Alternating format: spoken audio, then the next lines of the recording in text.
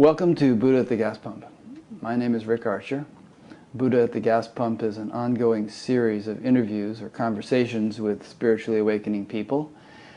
I've done hundreds of them now, and if this is new to you and you'd like to check out previous ones, please go to batgap.com, B-A-T-G-A-P, and look under the Past Interviews menu. This program is made possible by the support of appreciative listeners and viewers. So if you appreciate it, if you feel like you've benefited from it and would like to support it in any amount, there are PayPal buttons on every page of the site, and there's also a donations page which explains other ways to support it. My guest today is Steve McIntosh.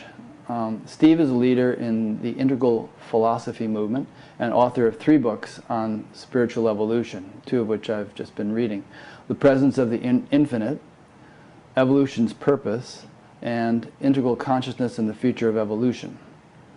In addition to his work in spiritual philosophy, he also serves as president of the Institute for Cultural Evolution, culturalevolution.org, an integral political think tank focusing on the development of values.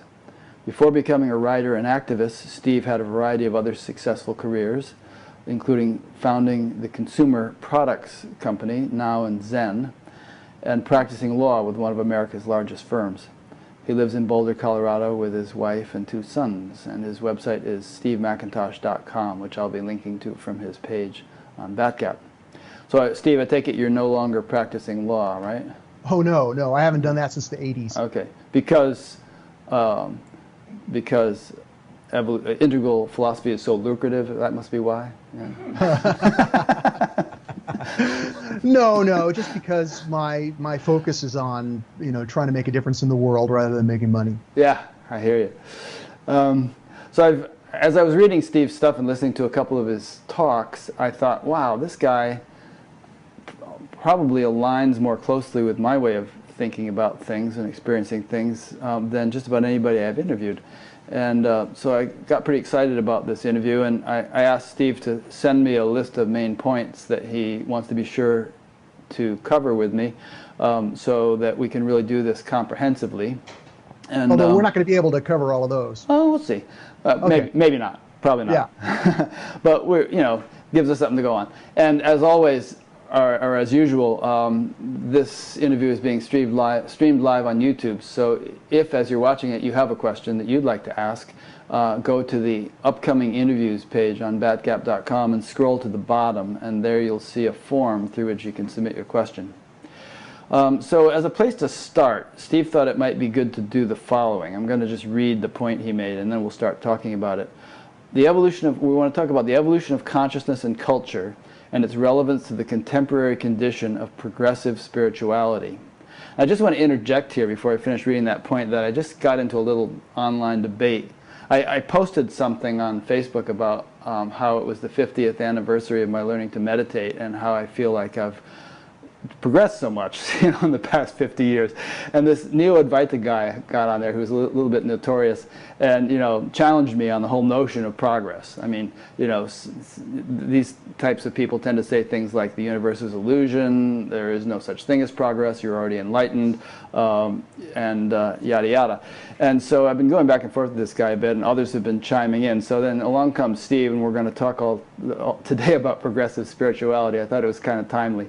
Anyway, let me finish reading this point.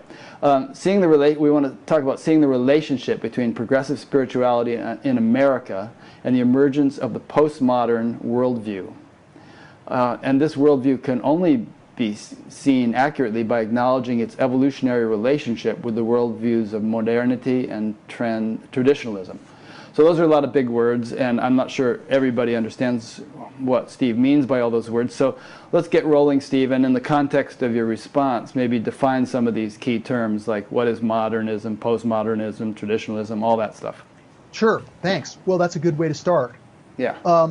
Well, let me just start upstream just a little bit from that and say that what I'm writing about, especially in the spiritual realm, my work is focused on both spirituality and politics, and there's some overlap, but there's also clearly some differences there.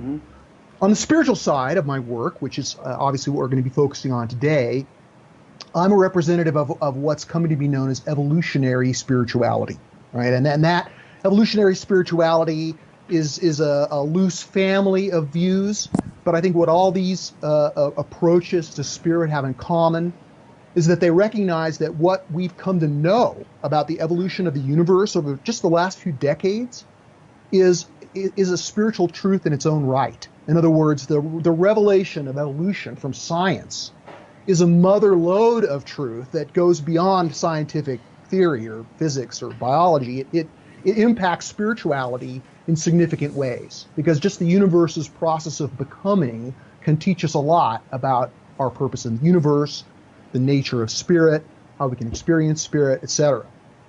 So a subset of this larger evolutionary view of the universe, at least the becoming of the finite universe in the context of the infinite being of the universe, right? Being and becoming are the kind of the one way to frame the two big things that we can see in the universe. Things is not the right term, but you know what I mean. Mm-hmm. Within that, we can see that evolution is occurring in the cosmos. The matter is evolving. It's occurring in the biosphere, right? Life is evolving. And this structure of evolutionary emergence, whereby something more keeps coming from something less, continues in the domain of what Teilhard de Chardin called the noosphere, right? Or the realm of human history, right? Evolution is continuing. It's not the same thing as biological evolution or cosmological evolution, but it's a continuation of the universe's becoming, which builds on and uses what's the accomplishments of previous levels of development. So we're recognizing these steps of development and evolution that has brought us to our current point in the history of the universe. And among those steps, some of the most significant for understanding culture and understanding where we are in the world and how we can most effectively work to make the world a better place is recognizing that this domain of the noosphere includes the evolution of consciousness and culture. That as human consciousness evolves, and it evolves along many lines, it can't be reduced to some linear trajectory, but one of the most significant ways that human consciousness evolves is by participating in the evolution of cultural structures which emerge. So culture also evolves along many lines, but among the most significant kind of units of culture are these worldviews, values-based worldviews that are agreement structures, that cohere across generations, that have a self-organizing tendency to them, these worldviews. So to be specific, prior to the Enlightenment, about 350 years ago, the majority of the world's population was divided among the great religious civilizations. I mean, there were people living in indigenous settings that weren't part of those, but certainly Christianity, Hinduism, Buddhism, Islam, the great world traditions have, even though they all have different teachings, they all have very similar things in common, right? They're all emphasizing some kind of spiritual teaching. They all sort of bring about law and order. They all have kind of a feudal political system. So we can classify these different great religious civilizations as through the sort of general heading of the traditional worldview. Then 350 years ago, of course, modernism or modernity or this sort of scientific rational worldview emerges. And although we can point to many things that are markers of this emergence, the most sort of comprehensive way to understand it is as a worldview, a system of values, a personal identity that includes both a cultural agreement structure as well as the individual consciousness. So like there's traditional consciousness, which is guided by the values of a traditional worldview. There's modernist consciousness, which is sort of informed by and given perspective by this modernist worldview.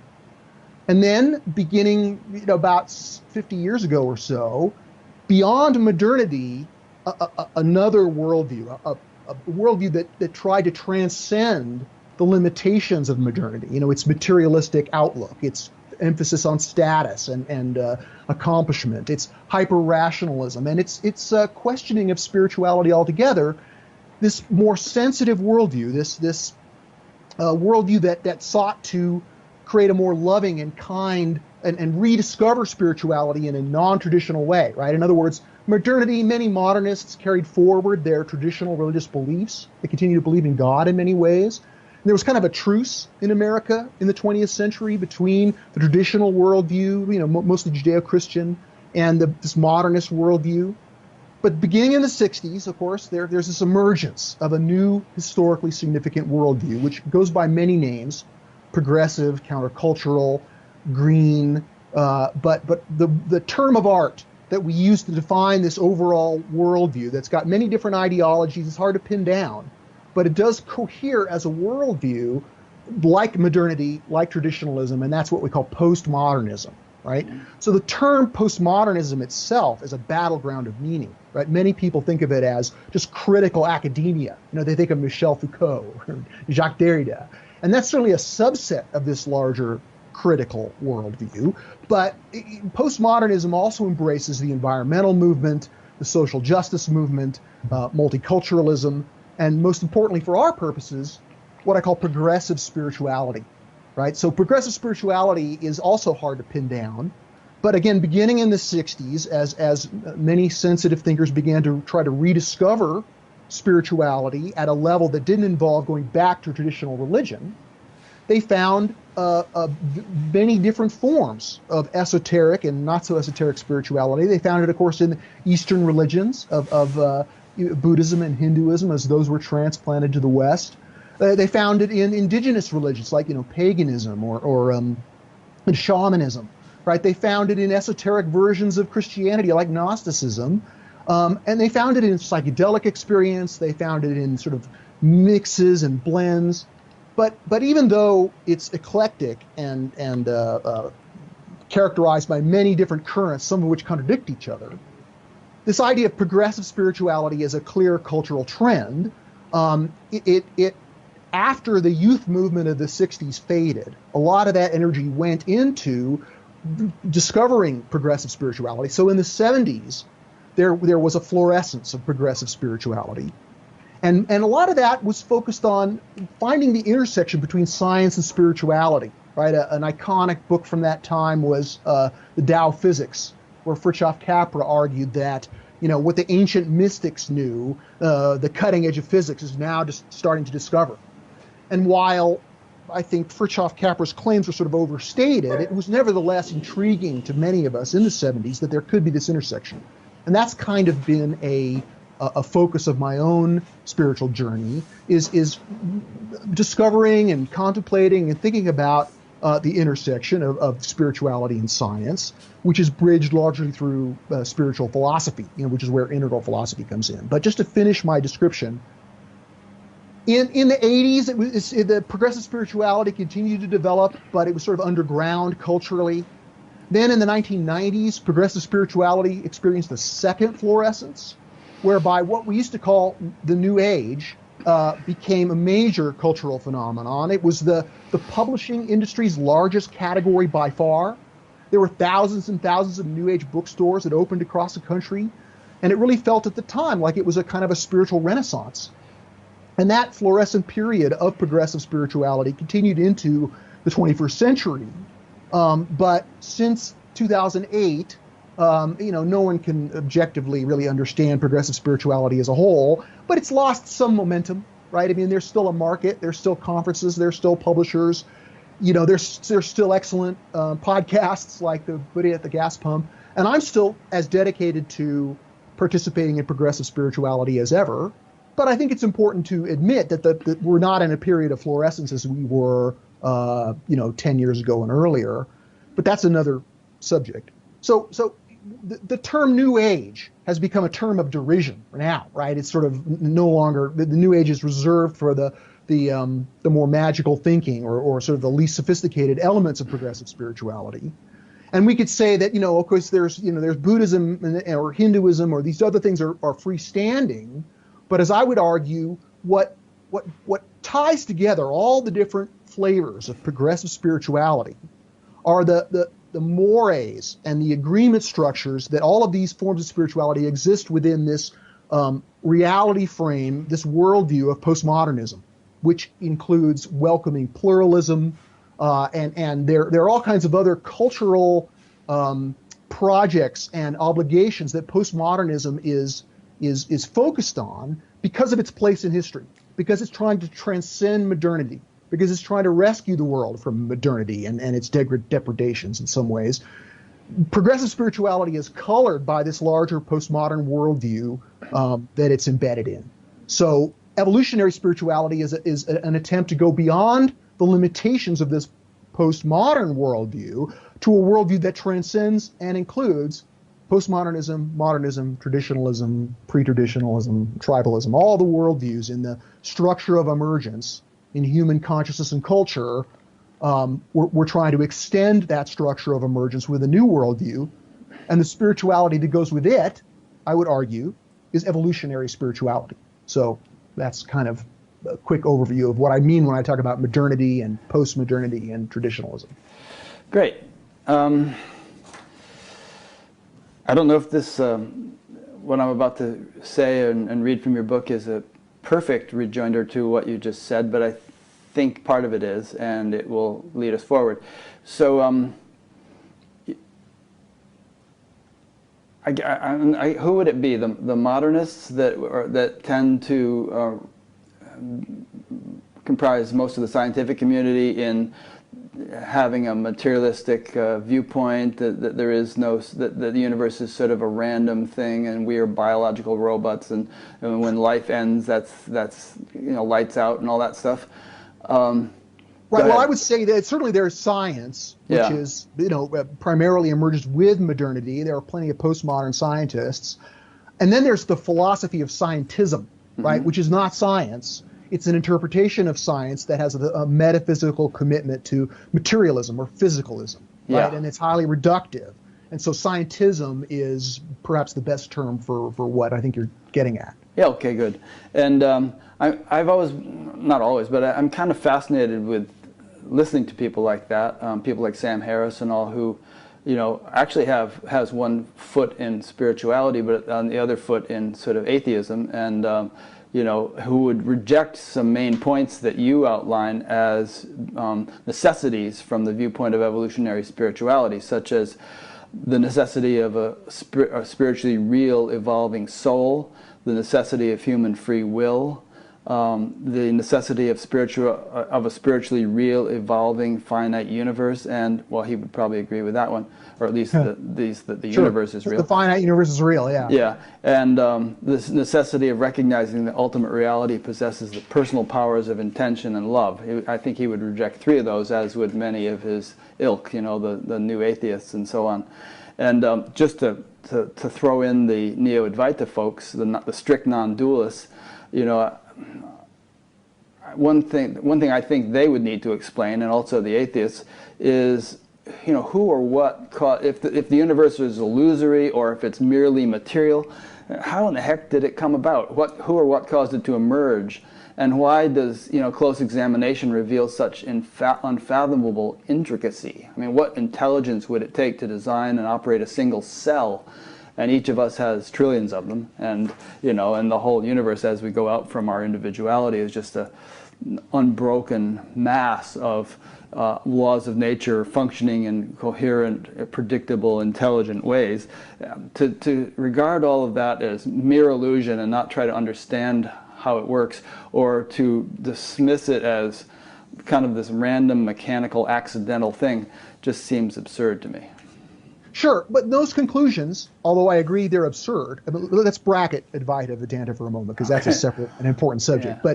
But scientism or atheistic materialism is reacting. It's in this larger cultural structure of evolution, which I outlined, and they're very much reacting to traditionalism, traditional religion, right? So they're sort of whipsawed into having to deny so many things to try to get away or escape from what they see as the mythical illusions of this traditional worldview. So they're sort of looking back in history and in reaction to that. And while they may recognize progressive spirituality, they would just characterize that as another version of religious thinking that's pre-modern. So they're being kind of whipsawed by the currents of history. They're trying to discover truth. Part of the way we can at least give them the benefit of the doubt or be sympathetic to somebody like Sam Harris is that the way this the structure of emergence unfolds, the way something more keeps coming from something less, at least here in the realm of consciousness and culture, is that we're pushing off against what's wrong, right? Our point of departure to make things better depends on what's wrong with current conditions. And so that it's like a sailboat tacking against the wind, right? In other words, you can't sail directly into the wind. You have to advance obliquely. And so that's a way of describing a dialectical progression, right? Another way of thinking about it is a river meandering in a floodplain. It has to kind of go back and forth. So we see this with traditionalism as a dominant worldview for 2,000 or more years in human history. Modernity emerges, it's pushing off against, it's trying to tack away from the religious view. And so they naturally they throw out the baby with the bathwater, if you'll pardon the cliche, in their attempt to get rid of all myth. They create their own myths, such as the world is merely material, or that everything could be reduced to matter in motion. That's a kind of a modernist version of a fundamentalist myth, and it's we can be sympathetic about it. It's not all wrong. It's an attempt to move away from a previous level of development, which itself requires further development to correct the shortcomings and pathologies that occur at that level. Mm. Also, when they espouse atheism, and we're also talking about guys like Christopher Hitchens and Daniel Dennett and what's another guy, I forget his name. They do so by attacking a very simplistic straw man notion of what God is. I mean, you and I would probably say that we don't believe in the same God they don't believe in. I agree. Yeah, sure. And yeah, I mean, atheism is it's a force in culture. It's certainly a big market, but it's something that I think those who've had authentic experiences of the spirit are not fooled by. We've transcended that way of thinking. Yeah. But there's no argument, even though guys like Harris claim to be rational, right, and logical and subject to logical thinking, because their identity is bound up with that materialistic point of view, this denial of free will, this denial of spirit, that there's no argument, there's no rational explanation or no piece of evidence that could convince them, because they'll always find some way to justify it or argue around it because they're defending their identity. Yeah. And that's something that's not subject to being dislodged by an argument.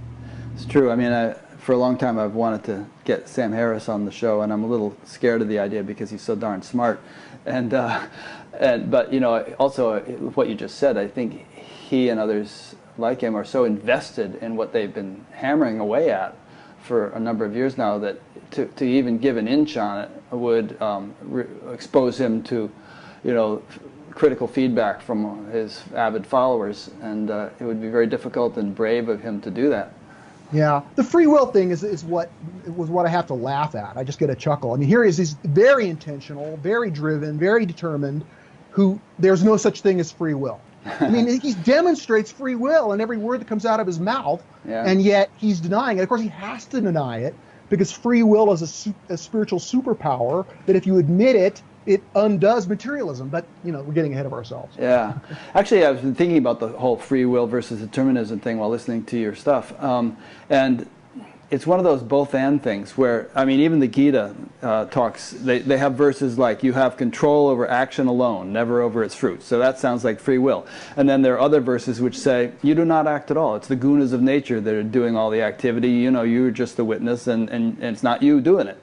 So, and that seems contradictory, but I think it really depends upon the level at which we're considering the situation and the level of consciousness or experience of the person we're talking about, and you have to be true to your own level of experience. If you perceive yourself as having free will, but sort of go around saying that the devil made me do it or something, you can get yourself in trouble.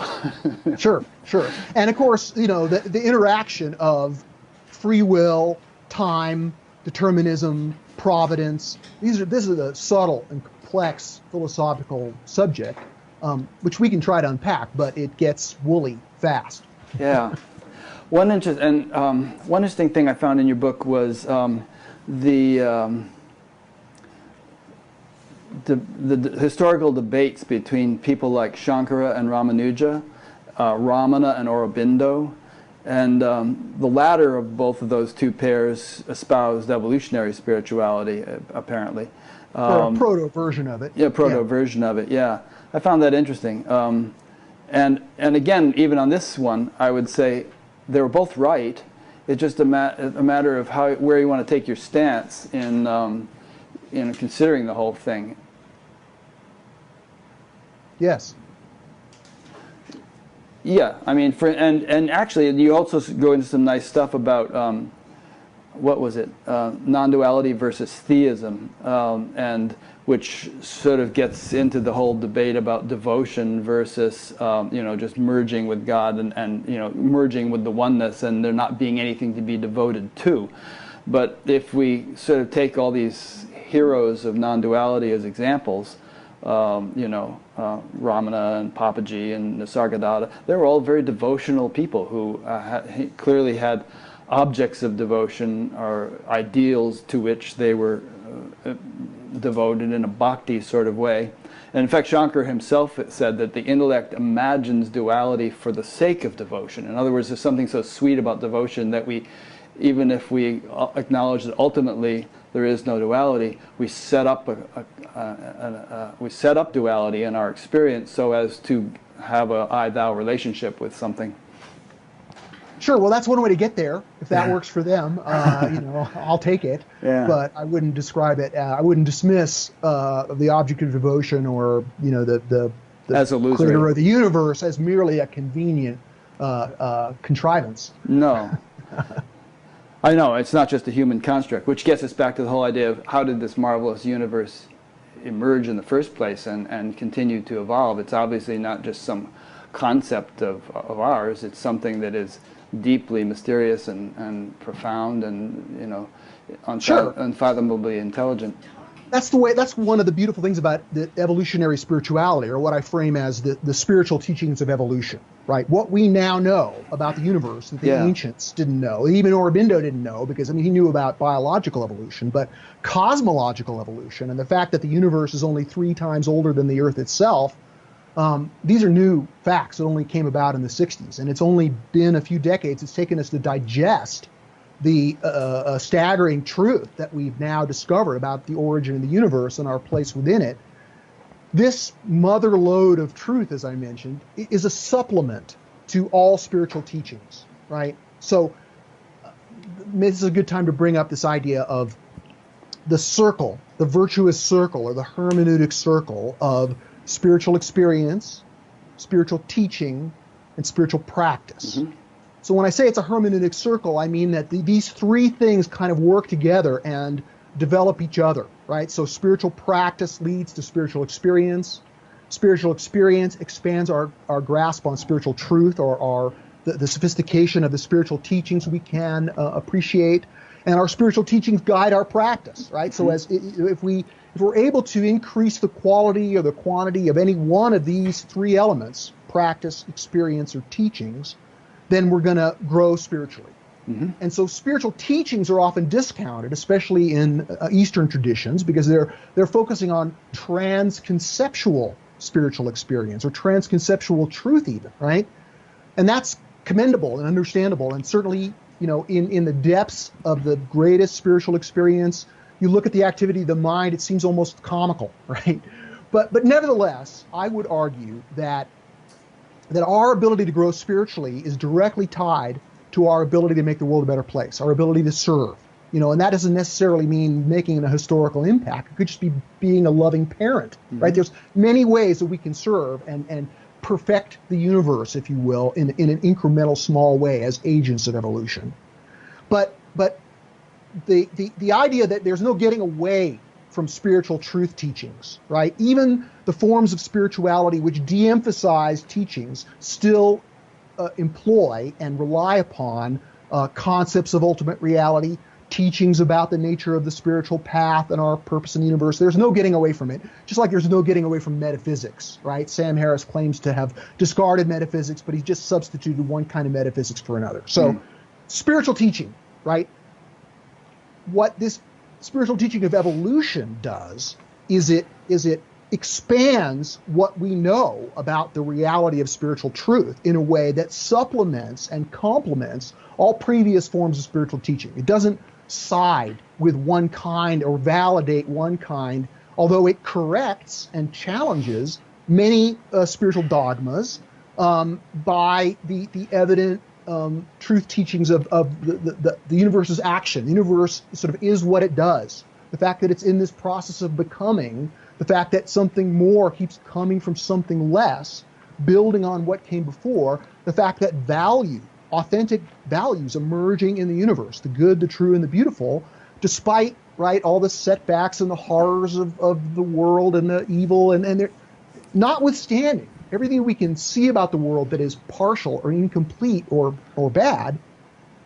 We're in this world where the beautiful, the true, and the good surround us, and indeed we're drawn by it like a kind of gravity. So the spiritual teachings of evolution, although they're conceptual, although they rely on philosophy, they do impact spiritual experience and spiritual practice in this hermeneutic circle I explained, right? So the spiritual teachings of evolution, I would say, challenge certain dogmas like the universe is an illusion. They challenge certain dogmas like that the self is a complete illusion. So a key insight of the spiritual teachings of evolution is the way the structure of the entire universe impacts every step of our spiritual growth. And so what I mean by this is that we know that the universe began, the universe of time and space and matter and energy began 13.8 billion years ago, right? 3 times older than the Earth itself. And that this isn't just a supernova or something. It's the beginning of time itself, right? I mean, Stephen Hawking, right, the notorious atheist himself, was showing how his equations show how time itself begins, right? So this is a staggering fact unto itself. But from the perspective of evolutionary spirituality, this becoming is really contained within a kind of infinite universe. Now, time metaphors break down. So if we talk about what came before the Big Bang, it's sort of paradoxical and doesn't make sense because there is no time before the Big Bang. But nevertheless, in the book, The Presence of the Infinite, my 2015 book, I make an extensive argument that the structure of the universe can be understood as infinite being and finite becoming, right? That within the infinite realm, there's this space. Again, these are all metaphors. That there's a space where imperfection or infinity or eternity has been removed. It's like a vacuum. And in that vacuum, the finite universe, because of the absence of perfection, we, as finite creatures, as free will creatures, are gifted with the opportunity of gradually seeking by our own lights to kind of evolve the universe as agents of evolution back toward a state of the perfection. So it's not just a return to the beginning.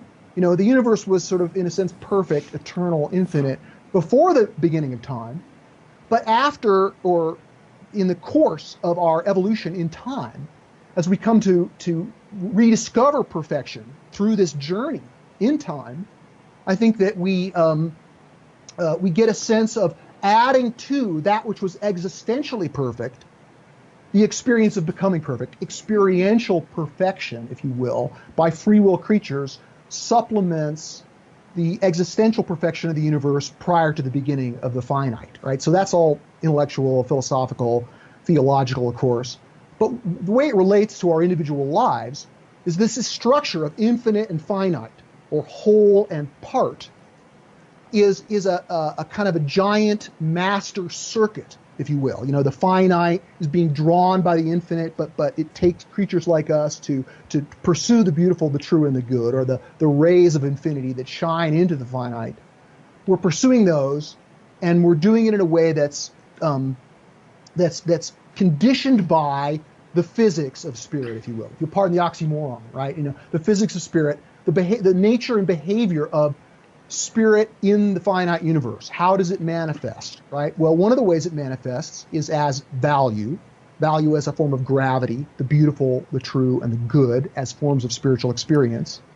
And these values, they have just like electricity, they have a kind of a circuit behavior. So Emerson, Ralph Waldo Emerson, is famous for his observation that every natural fact is a shadow of some higher spiritual fact, right? It's also been, characterized as above, so below. And I think this is a principle of spiritual physics. And so we can see this phenomenon of physical energy, right? The electromagnetic spectrum, the four forces in the universe that physics has discovered. And we can see that these behaviors are understandable through physics, right? Maxwell's equations that link magnetism with light, for example. Well, just as we were able to discover the physics of physical energy, we're now, one of the things that evolutionary spirituality is working to uncover is, in a sense, the as above behaviors of spiritual energy, which we characterize, not in some, there's chi, there's all kinds of things that we might characterize as spiritual energy. But when I talk about spiritual energy, I'm talking about goodness, truth, and beauty, about the value magnetism that draws us, that pulls us, right? So it's definitely a kind of spiritual energy, and it has a behavior, and that is this circuit behavior. And the way that appears is as existential or indestructible polarities, right? And I think that we can understand the nature of these polarities even within a non-dual reality frame, right? So we're here in the finite, right? We're in this partial condition, and we're trying to move from the finite, toward an embodiment of spirit, an embodiment of the infinite. And so this existential condition of the universe, infinite and finite, is kind of refracted kind of fractally or self-similarly in the behavior of value. So when I talk about polarities, I'm trying to compress a lot of teaching here, but let me just try to give me another 2 minutes. When it comes to polarities, right, the world is filled with polarities, and most of these polarities are good and bad, right? But there's a rare kind of polarity where you have two goods, a good and a good. Indeed, almost all kinds of value propositions or values and things that create value naturally cohere in these polar sets whereby there's a relationship of part and whole, but it's a relationship of challenge and support. In other words, the value creating capacity of any pole in one of these value polarities depends on the other. It depends on the other's challenge and the other's support. So for example, liberty and equality. Right? We have liberty, equality, and fraternity, the famous slogan of the French Revolution, right? And in political philosophy, there's this recognition of we want both liberty and equality, but these two things they challenge each other. If we had total equality, we wouldn't have any liberty. And if we had total liberty, that would do significant damage to any kind of equality. So we want to have both. And so liberty and equality ideally work together to challenge each other and realize that if one pole is emphasized to the exclusion of the other, then that pole's value-creating capacity is significantly diminished, and it may even become pathological, right? We can also see mercy and justice, right, or being and becoming itself. These are examples of realities that are in the relationship of polarity. And then this polarity of part and whole, it characterizes spiritual experience and spiritual teaching and spiritual practice. We can see it in world history. So, that comes to this idea of the non-dual realization of spiritual truth and spiritual experience, and its polar counterpart, which is in this relationship of challenge and support, which is based on the recognition of a loving creator, right? A sort of a God concept, not a straw man, not a cosmic magician, not a being among other beings, but the being who's being itself. Mm-hmm. So, in using Advaita terms, if thou art that, if we are it, and we have awareness and we can love, then how can we not attribute those qualities to the whole? I mean that's an argument, but then maybe we could sort of argue about that. But just to say one more thing, and that is that recognizing that like all value, all spiritual experience and spiritual practice, this polarity, this complementary, indestructible, existential polarity that we see here in the finite, how the ultimate refracts into the finite, gives us this two legs of our spiritual progress. And in the past, people have been pulled to one pole or the other, either being oblivious to the other pole or rejecting it or fighting against it. But now with evolutionary spirituality and our new understanding of the physics of spirit, we can begin to employ this essential developmental structure in spiritual experience and spiritual teachings to grow spiritually and to develop a more sophisticated and valuable form of spiritual understanding and spiritual orientation here, as we emerge beyond our current cultural circumstances. Great. My brain's going to explode. Yeah, I know. It's conceptual, but I can go. No, there's a lot of good stuff in there. Get these truths out there. Yeah. I want to try to respond to several of them, and then I'm sure you'll want to springboard back into some embellishment. One is the hermeneutical circle you mentioned between practice, experience, and teaching. It's kind of like a three-legged stool, to my understanding. There generally needs to be some kind of practice in order for spiritual experience to dawn, although sometimes people have things spontaneously. And often when they do, they don't know what they're experiencing, and they can even be confused and frightened by it.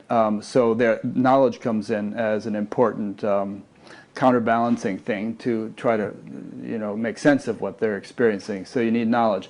And there have been instances of saints in India who were called babbling saints because they never really got any practical knowledge or teaching. They just had some kind of awakening, and they don't make a lot of sense, and crazy fools and that kind of thing.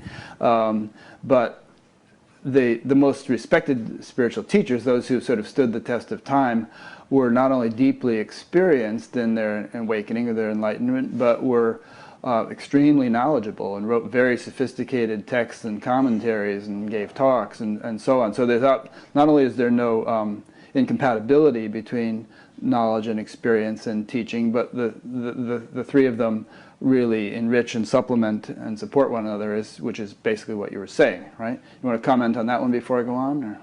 No, go on. I agree. Yeah. Okay, good. So another point was, I think you said at one point that with the emergence of the finite, the infinite was removed or something. I think you mentioned that word.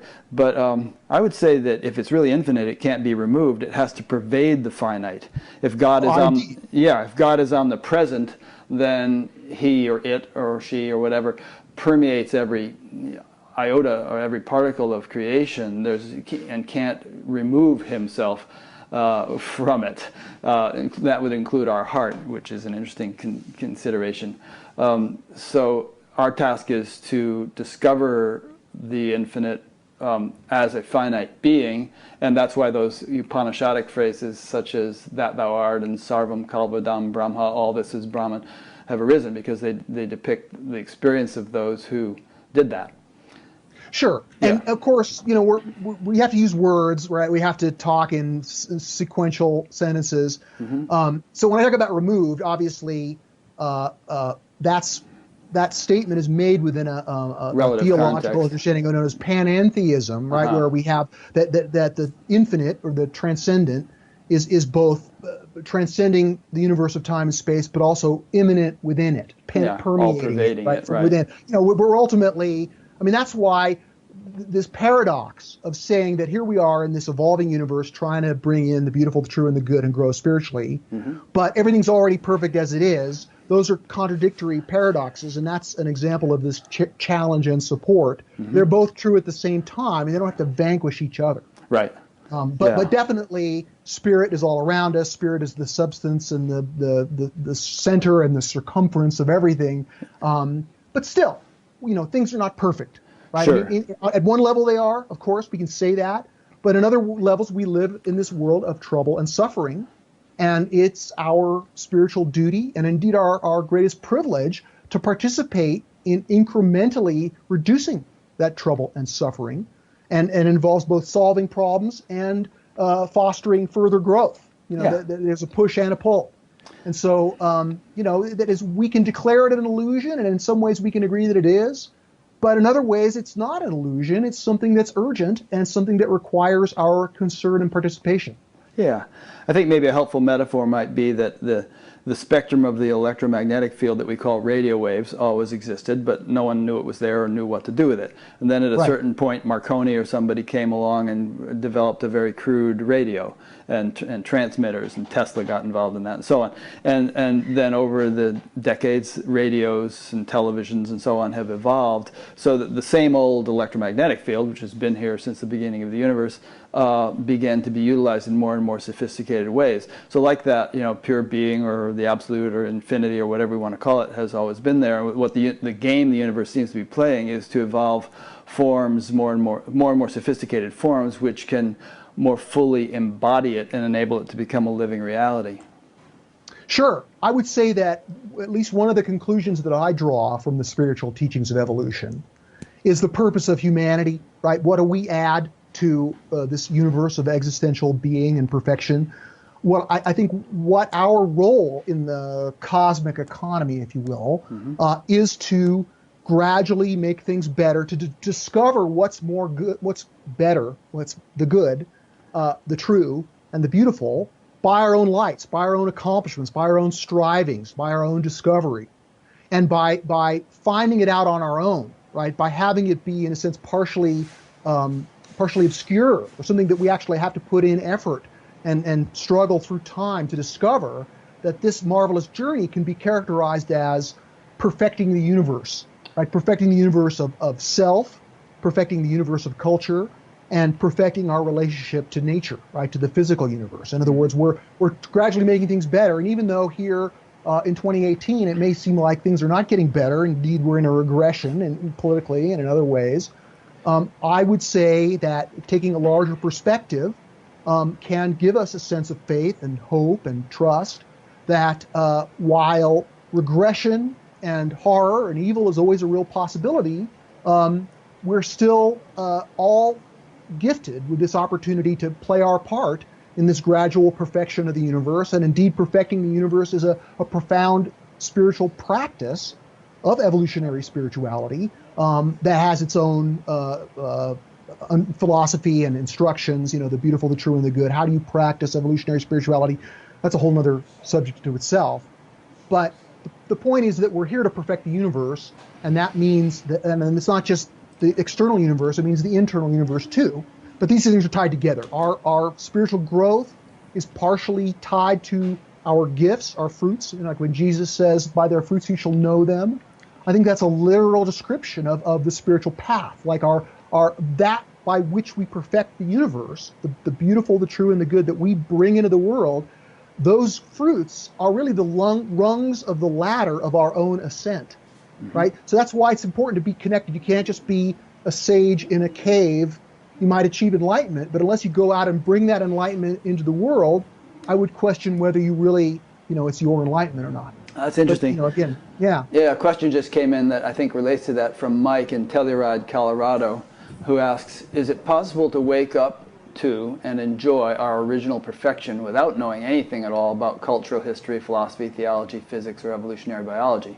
And obviously, if we took some of the sages, the ancient sages as examples, they didn't know much about all that stuff, but they woke up and enjoyed their original nature. But maybe what you're saying is in this day and age, it behooves us to know about that stuff and to be more actively engaged to, we'll take it from there.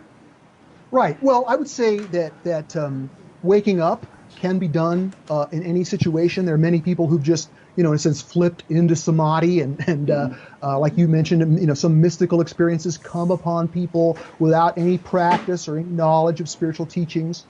But I would say that there's waking up, as Ken Wilber says, there's waking up and then there's growing up. Yeah. Right? In your dialogue with him, he elaborated on that quite a bit. I kind of blanch at the aesthetics of those slogans, but nevertheless, the idea that, okay, awakening is one thing, but ultimately the value of that awakening to our fellows, right, that earning our awakening involves bringing the light that we've received into the light of other people. So we could get really esoteric and say, what's real here in the finite universe?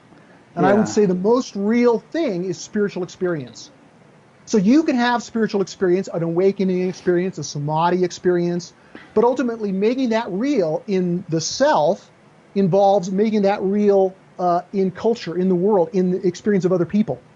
Right. So when I talk about bringing the beautiful, the true, and the good in the world, I'm really thinking of those value concepts as labels for spiritual experience and for the gradual perfection of the universe. These are directions of evolution, right? How do we make the universe more perfect? We make it more beautiful, more true, and more good. So these are lines of development. And if you are truly awakened, then you have, I would say, a solemn responsibility to use that light to bring that light into the world, to share that spiritual experience with others. That's how, if it's a form of spiritual energy, as I said at the beginning, then that spiritual energy lives in a circuit. It's not a thing, it's a moving current. Mm-hmm. And the current of spiritual truth or spiritual light, if it awakens us, then the circuit needs to be completed through our teaching, through our service, mm-hmm. through our gifts of the Spirit, our fruits of the Spirit. So I would say anyone can have it, but to maintain it and to continue it and to be a light in the world, you have to shine that light into the experience of others. Not hide it under a bushel, as Jesus said.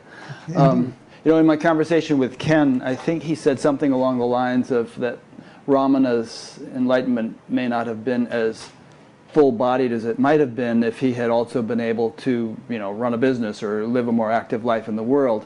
And I thought about that afterwards, and a few people complained about it, but I thought, well, you know, it's a matter of dharma. We're not all meant to be businessmen or yogis in a loincloth or musicians or anything else. And that he served his function perfectly in terms of what his function was. And he had a huge impact on the world without getting involved in worldly affairs like a businessman might have. So, and like you were saying earlier, a person might just be raising a family or something, and yet, you know, highly awakened and making a significant contribution in accordance with their particular dharma. Sure, and you know, certainly Ramana Maharshi was a significant spiritual sage and a great teacher within the non-dual tradition and helped to advance that.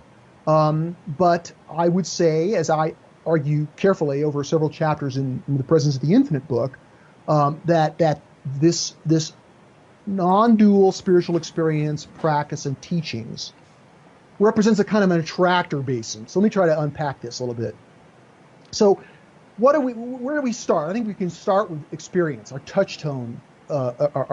touchstone of experience, and we can notice that non-dual awakening, non-dual samadhi, is a universal kind of spiritual experience that mystics throughout the ages have encountered.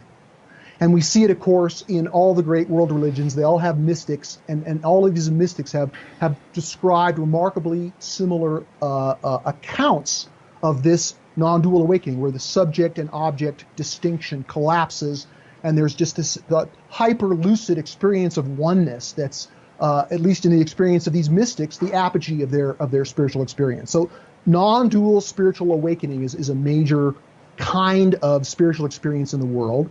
And of course, meditation and other practices are associated with that attractor basin of spiritual experience. And there's developed a whole body of spiritual teachings, primarily in Buddhism and Advaita Vedanta Hinduism, but you can also see it in Christianity, sure. You know, in Islam, right? So non-duality, it's major, okay? But if we're looking at this attractor basin of spiritual experience, we can recognize, at least I argue for, another profound and deep and world historically significant form of spiritual experience, which goes beyond mythic religion, and that's an experience of the love of God, right? The love of a creator, where the subject and the object don't collapse, where there's a sense of originality, right? So I talked about polarities, and Niels Bohr, you know, the Nobel Prize winning physicist, he's famous for recognizing this in the scientific context. He said, the opposite of a small truth is a falsehood. But the opposite of a great truth is an equal and opposite truth, right? So an example of that is we are all one, right? That's one great truth. You know, the universe is just one thing, and we're you know, an undifferentiated part of the whole, each of us. But the opposite truth of that is that we're all original. That as our originality is a spiritual truth about who we are, right? And so if we're all one and we're all original, those are two complementary truths that are in this polar relationship. And so when we look at the world body of spiritual teaching, spiritual practice, and spiritual experience, we can see that there is this attractor basin of spirit, which is in this challenging, complementary, but at the same time challenging position. And I describe that as non-duality and for lack of a better term, theism, right? So this love of God, there are some spiritual teachings that go with that. And yet, if we look at, again, the history of spirituality and its evolution in the world,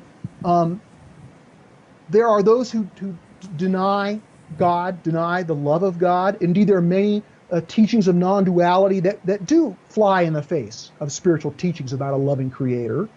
But in the book, I do my best to try to show why these two things are, these two essential kinds of spirituality. We see it in Hinduism. Hinduism is kind of divided down the middle, right, of theistic Hinduism and non-dual Hinduism. Buddhism is mostly non-dual. Christianity and the Abrahamic religions are mostly theistic. But the reason that theism is valued less than non-duality within progressive spirituality is I would say evolutionarily appropriate, because this world historical movement away from the mythic, fundamentalist traditional worldview, it begins politically with modernity, but it continues with the postmodern worldview. The postmodern worldview tries to reclaim spirituality, but it's doing its best not to regress to this mythic traditional level. And in so doing, it naturally tries to find forms of spirituality that are far away. So it it associates theism and this experience of God's love as something that is resident at the mythic level, or merely, a dualistic religion, or something that we transcended. But that opinion or that conclusion, I would say, is colored by the larger cultural needs of postmodernism to move away from traditionalism. And so, but once that's accomplished, once there's no danger that we're going to become fundamentalists or we're going to move back to a mythic worldview, then we can begin to look and rediscover the spiritual experience which has catapulted Western civilization into this globalizing world for good and bad, and the power of the spiritual experience of the love of God has borne tremendous fruit in the world. I mean, even though it's fashionable to recount the sins of Christianity, and indeed I don't identify as Christian, but I nevertheless recognize that theism is not something that we've transcended, but indeed it's an existential truth of the universe and a giant attractor basin of spiritual experience, and recognizing how non-duality and theism are in this complementary relationship, how one can enhance the other, that gives us an opportunity to grow our spirituality beyond its current condition. Let me just say one more thing, and that is, in the book I talk about the need for spiritual leadership, right? So clearly spiritual leadership is important. There's many different kinds of spiritual leadership. It doesn't involve necessarily having followers, right? Any thought leader who writes a book that helps people grow spiritually is a spiritual leader. There are spiritual leaders at the traditional level, spiritual leaders at the modernist level, spiritual leaders at the postmodern level, and now we're emerging into this postmodern, if you'll pardon the phrase, or this integral worldview, and there's spiritual leadership there. But certainly our society could use more effective spiritual leadership at this time in history. And in order to do that, I would argue, we need to do better than the spiritual leadership that's currently being supplied by progressive spirituality, right? That the culture of progressive spirituality is siloed into a rather countercultural niche where it's not really having much influence. I mean, mindfulness has influenced the mainstream. Yoga has. I mean, we'll take it. It's okay, but we need to do better. We need to be self-critical and not be satisfied with our New Age niche. I think we have those who've experienced the light of spirit have a sacred duty to try to evolve spirituality and make it better. So for example, in the mainstream, in modernism and traditionalism, the insights and accomplishments of progressive spirituality are not taken seriously, right? They're not taken seriously by the media, by academia, by the education establishment. Their spiritual leadership is not effective in moving the society to a more awakened and aware level, right? I mean, it did some good in the 90s, and it's doing some good now. But I think we can do better, and I think one of the ways we can do better is to infuse progressive spirituality with more truth, right? Make it more true. And we can do that with the teachings of evolution. And one of those teachings reveals is that non-duality and theism are two valid and indestructible and related, complementary challenging and supporting, contradicting and complementing forms of spirituality that evolutionary spirituality can embrace like no form of spirituality has been able to do in the past. Good. Yeah, I like that last bit. That last bit kind of wrapped it up, that they're complementary. They're not opposing.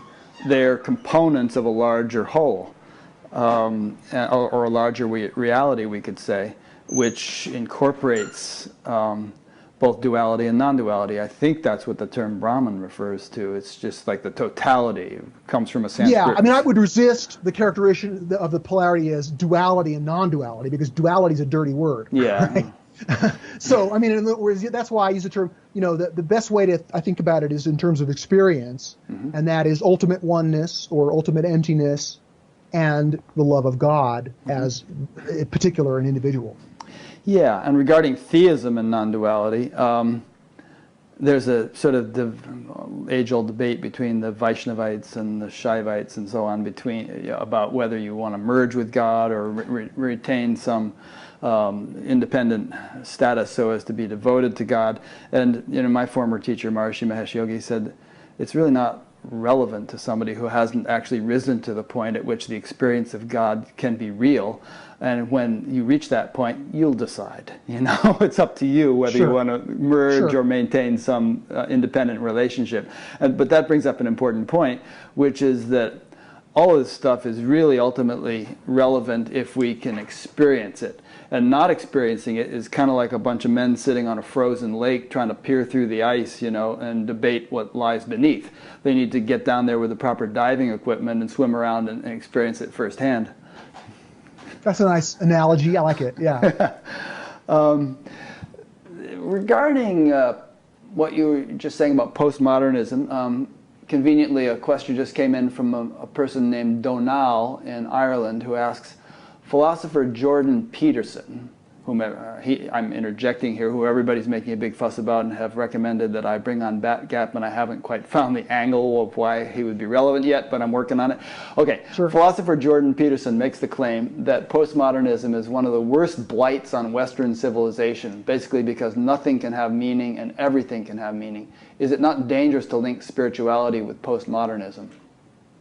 Okay, well, what Jordan Peterson means by postmodernism is a narrow ideology, right? He also calls it cultural Marxism, right?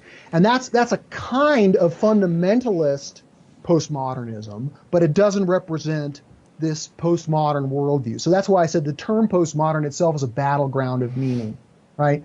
But another way to think about it, if you're hung up on the word postmodern, or if Jordan Peterson has kind of owned that term and narrowed it down to something that we have to be afraid of, I would say that the countercultural emergence that has occurred in our lifetimes, right, that we've been participants in, that the culture of again, we have a paucity of language to describe this, right? But this worldview, this loose connection of values and perspectives and mores and goals, aims, identities, that has attempted in our culture to emerge beyond the mainstream worldview of modernity or modernism, that this culture has brought forth a new kind of spirituality, right? Like we can identify, the Vivekananda, right, at the turn of the century coming to Los Angeles and being the toast of Hollywood. We can see precursors of progressive spirituality prior to the emergence of this countercultural worldview in the 60s. So it's sort of percolating for decades prior. But the emergence, the bursting out, the breaking with modernity occurs in the 60s and comes to a sort of a maturation in the 70s and has continued to evolve and complexify since then. And within this culture of trying to push away from modernism, again, progressive spirituality is where is the term I'm using to describe this pluralistic, inclusive, sensitive culture of alternative spirituality that we're about here on the Buddha at the Gas Pump program, right? So I would say that if postmodernism trips you up, use another term. But what I mean by postmodernism is much larger than what Jordan Peterson means. Now Peterson, let me say a couple things about him. I admire his work. I think he's doing important work in many ways. But he's a modernist, right? He sees postmodernism as a threat to liberal values and to sort of all of the accomplishments of rational truth that modernity has brought forward, and indeed many of the great truths of traditionalism, that postmodernism is sort of seeks to dissolve those or discredit those. And so I can understand why he feels threatened. And indeed, if postmodernism were to just sort of perpetrate all its pathologies upon Western civilization, it would indeed lead to a significant regression.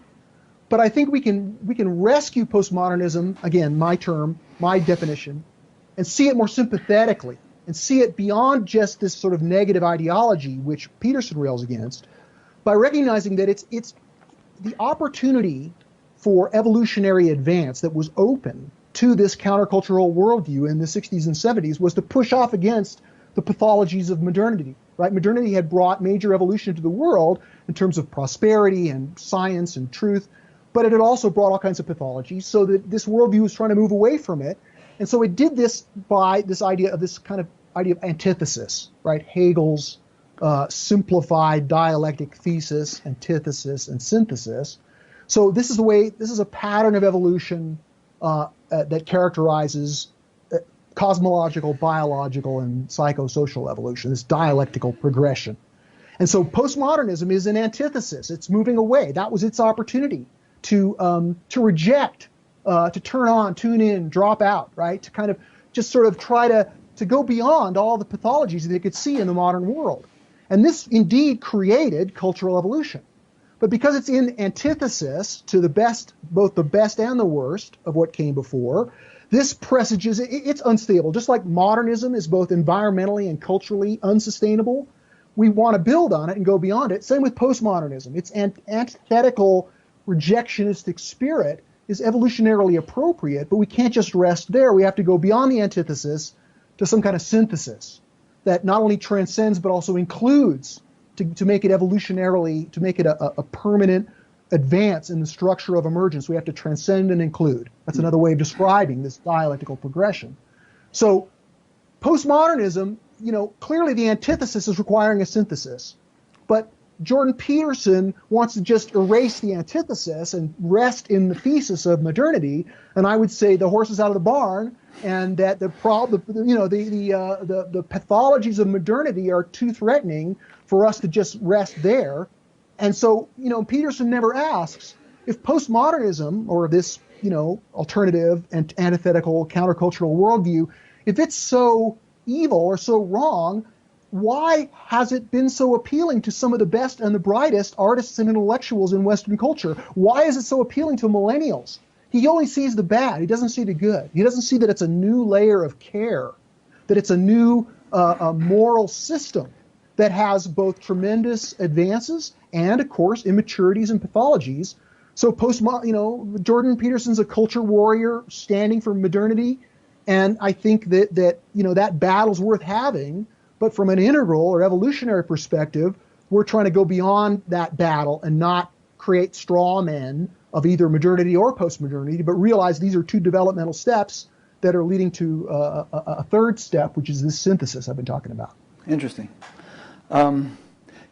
Earlier you talked about how so many horrible things happened in the earlier part of the 20th century, and do you feel that if we zoom out wide enough and consider that the universe as a whole has an evolutionary trajectory, or is governed or guided by an evolutionary force of some sort, toward greater and greater embodiment of the infinite, that we can kind of regard that we can kind of say that nothing is really a setback, that it's sort of necessary for things to be cyclical, and even for horrible things to happen, and if we're going to have a relative creation which has polarities, good and bad, fast and slow, hot and cold, suffering and happiness, that everything can be seen as the hand of God, sometimes kindly, sometimes harshly, guiding the universe to higher and higher levels of evolution. Yeah, I would take issue with some of that characterization. Mm-hmm. I would say that rather than thinking about that which is propelling evolution as a force, as a push, I would want to characterize it as a gentle persuasion or a gentle pull. It's both widely accessible but easily resistible, right? So in other words, the beautiful, the true, and the good are like a kind of a magnetism. They're like a gravity. There's value gravity, if you will, and it's influencing evolution from the inside. It's influencing us in our desires and our intentions and our aspirations, right? We can feel the draw, the magnetism of that which is more beautiful, true, or good. We want it. We're striving for it. We can't help it, right? We can always, as humans, we can almost always imagine how things could be more perfect. And indeed, that's the feeling of this gentle persuasion, this pull, right? And of course, there's an opposite pull. There's entropy, right? There's decay. There's the material things are in the process of going away, but spiritual things are in the process of growing and becoming more perfect, at least, again, from the big picture perspective. So what do we say about this world of partiality, this world of suffering, this world of horrific evil, right? One of the arguments that comes up most when we talk about the spiritual experience of the love of God is what's known in philosophy as the problem of evil, right? Like, how can there be a loving universe when we had the Holocaust, right? And so there are, we could spend 3 hours talking about the problem of evil and all the philosophical twists and turns and the various arguments and counter-arguments that exist in this interesting body of thought. But the simple answer for me is that we live in this finite universe, and that this finite universe is partial, right? That it's not perfect, and that when humans enter the universe, when we emerge and we have this free will ability, then like, for example, there's no suffering before life, right? Stars may explode, but they don't suffer. But because life is striving to survive and reproduce, this ability for life to suffer, it's prolific. It promotes life. It helps, show them the way. Although we'd like to eliminate that suffering, and indeed animals strive to eliminate their suffering. The suffering in some ways is a natural shadow of the fact that animals have an interest and they're sentient. And likewise, when human will emerges, it casts a shadow of relative imperfection. The fact that we can choose what's right means that we can choose it freely. It's not just forced upon us, that if we choose it, we are partially responsible for that choice. The shadow of the reality of our free will is that there's this potential to embrace the darkness or to go backwards. So the universe was, in a sense, set up this way or created this way where we're things are imperfect and we want to make them more perfect. And that means that evil is an abiding reality. But I think part of the way we can reconcile that with a loving universe is, of course, this idea of life after death, that the evolution of our consciousness continues after this body. I mean, that's certainly part of my belief system. I certainly don't claim to know with any certainty or detail, but I do know that the universe doesn't make sense unless there's some kind of life after death. And if there is life after death, then I think that there would be abundant opportunity for the redemption of human suffering and evil. And indeed, those who suffered the most unjustly, those who perished in the Holocaust, for example, that the depths of the suffering that they experienced in the course of their universe evolution in the afterlife, that they'll be considered lucky. That'll be a gift, because the more depth of evil you've experienced, the greater joy of love that you could have by contrast. Right? So it's almost like the suffering that we experience in this world can be the inventory of our comparative joy, in our universe progression beyond this body. And in that sense, we could say that the greatest affliction is to have never been afflicted. and then, part of our journey is to experience that partiality, because that's a necessary part of the experience of reaching perfection and our ultimate spiritual ascent. Interesting. There was once this sort of esoteric teacher that I listened to, and I don't know how he knew this or whether he just got it from reading esoteric books himself, but he used to say that, you know, when we come into this life, before we come into this life, we have like a little committee meeting or something with the lords of karma, and we say, just lay it on, give me everything. I just want to get this, I just want to work it all out. And the lords of karma say, no, no, no, you can't handle that much. We're only going to give you this much. And you say, oh, come on, I can take more than that. You know, there's this negotiation that takes place, and then finally you come into this life. And, you know, maybe you work off a shitload of karma, or maybe you don't. But it's definitely in the interest of evolution, even though it doesn't look pretty while we're going through it. Yes, yes. Well, again, you know, there's things we can experience, and there's things we can practice, but spiritual teachings are very important for framing these things and answering these questions. And a spiritual teaching of the evolution of consciousness in an afterlife, I'd say, it is a cornerstone of making sense of our human condition. Yeah. Yeah, that's an interesting point. I mean, I've interviewed people who say that, you know, we don't have any, there's no such thing as a personal self, and that therefore reincarnation couldn't work because that implies that there's some essence of us that gets to reincarnate, you know, and they say, no, it doesn't happen. But like you say in one of your 4 main points here about necessities of evolutionary spirituality, the necessity of spiritually real evolving soul. And like you say, it makes a heck of a lot of sense. It puts a lot of things into place. The whole edifice sort of collapses if you pull that leg out. Right. In other words, why are we here? What's the purpose of us being incarnated in these bodies, you know, in this crazy world? Obviously, I contend that, and I think evolutionary spirituality confirms that we're here to grow spiritually, and that, of course, we have the infinite that lives within us, that's already perfect, right? The higher self, or, you know, there's many different terms, the Atman, you know, even emptiness itself could be kind of conceived as being this infinite that lives within us. Mm-hmm. But that is, some non-dual teachers teach that there's just the infinite, right? And then there's this ego self, and the ego's unreal, and then we just have to get rid of the ego or transcend the ego and realize that we're already infinite, and that's who we are. We're the infinite. Mm-hmm.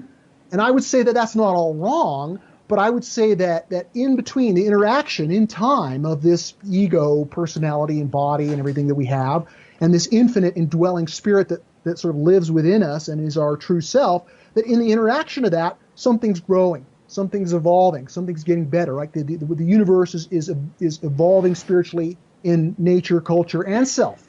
Mm-hmm. So if there's some aspect of us that's growing spiritually, right? If there's nothing, if we're just infinite already, then what's the point? Why even be incarnated in a body? Why even go through this finite realm of trying to make the world a better place and trying to grow spiritually? This concept that's most often known as a soul, right? That which is growing, that's spiritually real within us. That's not just the temporal ego, but that's not the already perfect infinite spirit, but that's an evolving part, an accumulating body of our spiritual experiences that has spiritual reality and that can survive this body. I would say that the spiritual teachings of evolution point to a soul with very powerful arguments that haven't been marshaled before, you know, within the theistic religions, right? So there's lots of arguments for self and no self. And again, in the book, this is complex philosophy, and it's hard to land in an interview like this. But in the book, I talk about how we can recognize the Buddhist teachings of no self and the Christian teachings of us being beloved sons and daughters of a creator. How those two things don't necessarily, you know, at a lower level of understanding, they might cancel each other out, right? I mean, even Thich Nhat Hanh has been criticized for trying to smuggle the notion of a soul into Buddhism. But Thich Nhat Hanh, you know, one of my favorite spiritual teachers, he's synthetic, right? He tries to bring in spiritual truth from the theistic side and the non-dual side. And I think he recognizes that things like free will and the soul and the love of the universe, that these are real despite any Buddhist teachings to the contrary. Yeah, well, as I understand it, Buddhist mythology or whatever talks a lot about all the past lives that Buddha had, you know, before he became the Buddha. And so obviously there must have been something that was carried from life to life as his soul evolved. And the whole what this whole discussion implies is that we're not just meat puppets, but that there's a subtler level of reality which is not physical, which you're not going to see under a microscope, and it brings in the whole notion of subtle matter or subtle realms, astral, celestial realms, that there could be beings living on those levels who don't have physical bodies at all, and that makes perfect sense to me, but that probably sounds weird to a lot of other people. Well, I mean, there's spiritual truth that we can experience, and then there are spiritual teachings that go with that truth that we kind of have to take on faith, like the afterlife, or like celestial beings, or well, like, I know people levels. who experience them routinely, so for them, sure. It's real. Yes, and but you've also got to be careful in yeah, that realm, because they could be imaginative. Because there's many people have been kind of deluded, and it's dicey territory. But that doesn't mean we need to deny it altogether, just because we have to tread lightly there. Yeah, I mean, it's good to take everything as a hypothesis and be a little bit scientific about whether or not it's real, and not just say this couldn't possibly be. Right. Well, I mean, one of my favorite quotes along those lines is from the philosopher Blaise Pascal. Where he says that human things, or finite things, they must be known before they can be loved. But divine things, they have to be loved before they can be known. Right? And that's where this idea of faith comes in, is this sort of super conscious awareness and trust of this greater universe reality, that it's only by by allowing for it that we can begin to experience it and confirm it in our own experience. Yeah, and speaking of love, it reminds me of something I wanted to say a few minutes ago when you were talking about theism versus non-duality. It's like we have various faculties, and one of those faculties is our heart. And I think it'd be possible to advance to a great degree spiritually without the heart having really blossomed to its full potential degree. But if and when it does, then a whole new dimension of experience can come in, which might render our previous level of development rather dry by comparison. And devotion can become very profound, and I'm coming back to that word. So it's not like, one side is right and the other side is wrong. It could be that both sides represent different facets or degrees of spiritual development, and that a being in the course of its evolution, either in one life or many lives, will get to experience all those things, but at any particular stage they might be kind of locked into a partial stage of development. Sure, that's a great opening for an important component of evolutionary spirituality, and indeed human philosophy for millennia, and that is this idea of the beautiful, the true, and the good. Right? Goodness, truth, and beauty. These are philosophical concepts. They're abstract words, but they point to some very profound truth about the direction of evolution, right? So when I talk about perfecting the universe or growing spiritually, there's many different ways of conceiving that. We can't reduce it to a single group of concepts. But the light that this philosophical truth itself of goodness, truth, and beauty being related descriptions of the direction of evolution, or the direction of perfection, are profound. And so it relates to this idea of whether you're on a spiritual path of truth, or a spiritual path of beauty, or a spiritual path of goodness. These things relate to each other, right? That they're again another kind of hermeneutic circle, right? So that is good. Beauty is sort of like the yin path. We're sort of receiving it. It's the more feminine. Truth is the more it's the seeking path. It's more yang. Yang and yin. Many people are familiar with those concepts: receiving and seeking. And so the beautiful and the true are like the two legs of goodness, right? But ultimately, if beauty or truth becomes separated from goodness, from oneness, from love, then they can lose their value power. So there's true facts, and then there's the truth as actually a direction of perfection. And in order to serve as a channel of spiritual energy or a path of development, the truth or an understanding of what's true has to bend toward goodness. It has to connect with goodness and be part of this system. Like, these words are static words, beauty, truth, and goodness, but they name a dynamic course which isn't linear. It's both in and out and up, And so again, these are, we're just so skimming over the surface of deep teachings that ought to, this understanding of the spiritual philosophy of the beautiful, the true, and the good is a deep and wide spiritual philosophy which originates in Plato. So this conceptual triad of goodness, truth, and beauty, it's like a jewel of philosophy, a conceptual cathedral. And many spiritual practitioners within progressive spirituality initially don't know what to make of this proposition that goodness, truth, and beauty are sort of the primary elements of spiritual experience, or the directions of evolution through which we can make the world and ourselves more perfect. But one of the things that I can say in defense of this philosophical, conceptual spiritual teaching is goes back to our discussion of the evolution of worldviews, like postmodernity. But progressive spirituality, one of the ways that it tried to transcend modernity or the sort of the rationalistic worldview of modernism was by emphasizing goodness and beauty and kind of bracketing truth, right? The postmodern worldview as a whole kind of brackets truth by emphasizing the subjective side of truth, right? Truth's not merely objective, not merely subjective. It's if I define it as the movement or progression toward perfection, then it involves both of these things, both these concepts. But because progressive spirituality is very much about experience, because it's very much about a pluralistic welcoming of all spiritual paths, about being non-judgmental and accepting and allowing for whatever's true for you, I think that this is an important accomplishment. But because of that, it's not as philosophically rigorous as, for example, modernist philosophy was, and again, for evolutionarily appropriate reasons. But now that we're trying to go the next step, beyond the antithesis, to a synthesis, one of the ways that we can accomplish that is by bringing back the truth, by being more rigorous about the truth, by being more critical. Truth is, by its nature, critical, right? It's a ladder of distinctions. Everything is partial in the finite. So as soon as you say one proposition of truth, there's a partiality in that points to the next rung, right? So we're sort of constantly ascending. That's why I talk about truth as a direction rather than, a thing or a state. So we're bringing back the truth, and that means bringing back philosophical, intellectual, conceptual rigor to our spiritual teachings, right? And so we have spirituality. We have this abundant truth that we've discovered both traditionally, in our heritage as humans, and now most recently over the last 50 years through the blossoming of progressive spirituality.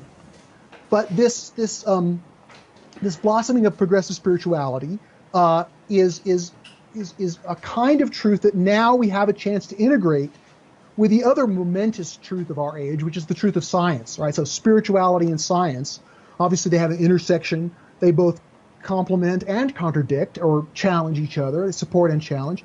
But the bridge between science and spirit, these two great repositories of human truth, is philosophy. Philosophy both bridges and separates, right? It keeps science from claiming everything that spirituality has to say, and it keeps spirituality from colonizing science. It allows them to be different domains of understanding, but it also shows how they complement and acts as a bridge. It bridges and separates. Yeah. So that's, in this spiritual philosophy, the beautiful, the true, and the good, the realization of these as directions, as forms of spiritual energy, as behaviors of the nature of spirit in the finite, right? This is a jewel of truth with many facets, many different ways of practicing and experiencing it. I go through these facets in The Presence of the Infinite and as well as in my other books.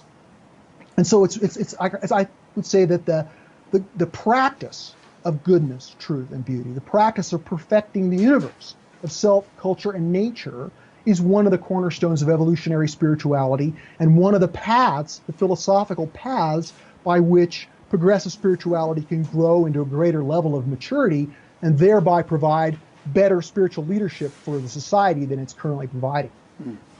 I suspect that a time will come when spirituality and science will both be seen as just tools within the overall human quest for knowledge. They won't be in the least bit contradictory or competitive. They'll just be they'll just have different capabilities for discovering how the universe works. And if you think about it, I mean, the human nervous system is a pretty sophisticated tool, far more so than the Hubble Space Telescope. And if it could be utilized properly, it can enable us to sort of plumb depths of reality that no man-made tool can enable us to do. And then also, in terms of science's contribution to spirituality, it can bring a sort of empirical quality to it and a rigor and a demand for experience rather than just belief that spirituality sometimes sorely needs. Sure. Well, let me pick up on that and mention a little bit more about this idea of polarities, which I talked about before. I mean, and not just any differences, black and white, hot and cold. I'm talking about this rare and beautiful discovery of forms of value that are in an indestructible existential relationship of challenge and support, right? Mm-hmm. And so when we work with polarities as a construct or as a value-creating technology, if you will, there are three, in a sense, fallacies that accompany this, or three ways that people kind of go off track in recognizing how to use this. It's almost like if physical energy has certain behaviors, and electrical engineers know that there's a circuit and a pole, and you have to sort of get it right. Spiritual engineering, if you'll pardon the term, recognizes these fallacies in these value polarities. So one fallacy is always siding with the whole side. There's the part and the whole is a characteristic of these polarities. So that some always side with the feminine, always side with the whole side. Some always side with the masculine of the particular side. And those are common fallacies. But another more subtle, but in some ways more frequent fallacy that you see when people who are in the postmodern worldview encounter these indestructible polarities is a compromise fallacy, where they want to just say it's both and. They're both true. There's no conflict. And it's all just different paths to the side of the same mountain. And it's all the same. And I would say that eliminates the procreative tension. That's the indestructible feature of these polar structures, right? So just like, for example, one example of this polar structure is the masculine and the feminine, right? These poles are not the same. They challenge and support each other ideally. In the middle is androgyny, right? There's nothing wrong with androgyny, but it eliminates the procreative tension. In some ways, it's like a compromise fallacy. And so when we have this tendency to say there's this indestructible polarity between science, or the sort of the understanding of the physical finite universe, and then there's spirituality, which is the understanding of the infinite universe of being. I mean, again, that's oversimplifying it, but just for purposes of illustration. If we say they're just the same thing, then we eliminate the procreative tension that, while we're here in the finite, is indestructible. As we transcend time and space, as we transcend these finite, partial sort of forms of consciousness, maybe these paradoxes will be resolved. But as long as we're here in the flesh, as long as we're here in this world of trouble and suffering, these are the conditions that we're going to be dealing with, no matter how enlightened we may become, I would argue, because no matter how enlightened we may become, we're not going to escape the duty to try to make the world a better place. Yeah. Because that's what spiritual growth is all about, and that's our purpose in the universe, I would say. Well, I wasn't saying a minute ago that I thought they were the same thing, science and spirituality. I was just I'm not accusing you of that. I'm just pointing out. Okay, good. Yeah, I just think they have different capabilities. I mean, spirituality was never going to tell us about, I don't know, DNA or many of the things that science has discovered, and science isn't going to tell us much about God or angels or whatever else spiritual seekers have encountered in their quest. And so, if both of those types of things are part of the whole of what the universe is and how it's constructed, then both of these things, science and spirituality, are each tools which can explore their respective realms, and there shouldn't be any conflict between them. Will Well, I mean, there can be challenge. There can be a demand of one on the other, right? And so I don't think we necessarily need to characterize that as conflict, but I think we can, again, this notion of challenge and support. Yeah. Like with your kids, right? If all you do is support them, all you do is lavish love on them, and you never call on them to be better, right, then that's not going to be the best kind of parenting. Or if you're only challenging them, if you're just some kind of tiger mother, right, that's not going to be ideal either. So this complementary working of spiritual growth, or the growth of your kids, through challenge and support is an important spiritual truth technology, if you will, that we can bring to bear on the problems that we face here in the human condition. Good. A couple more questions have come in, and I want to ask those. But before we get too far from our discussion of beauty, truth, and goodness, there was something I liked in your book that helped me understand what you're saying more concretely, and that was something Sri Aurobindo had apparently done, which was correlate beauty with bhakti, truth with jnana, and goodness with karma. Each of those three are, considered a path, or bhakti yoga, jnana yoga, karma yoga, and they're complementary, not conflicting or competing.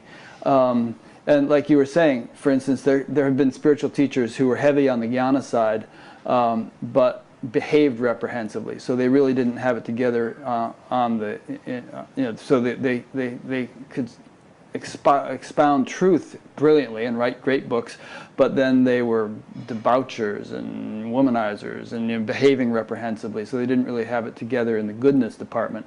So anyway, I don't know if that's an example of what you're trying to say there, but I found it helpful in coming up with a concrete example such as that. Sure, sure. Well, Aurobindo's depiction, as I recounted, is that there are three paths open before the seeker, right? The path of beauty, the path of truth, and the path of goodness. And he characterized that as, goodness as the path of action, right? Truth as the path of knowledge, and beauty as the sort of the path of aesthetics. Again, he elaborates on those, and I do in my own way.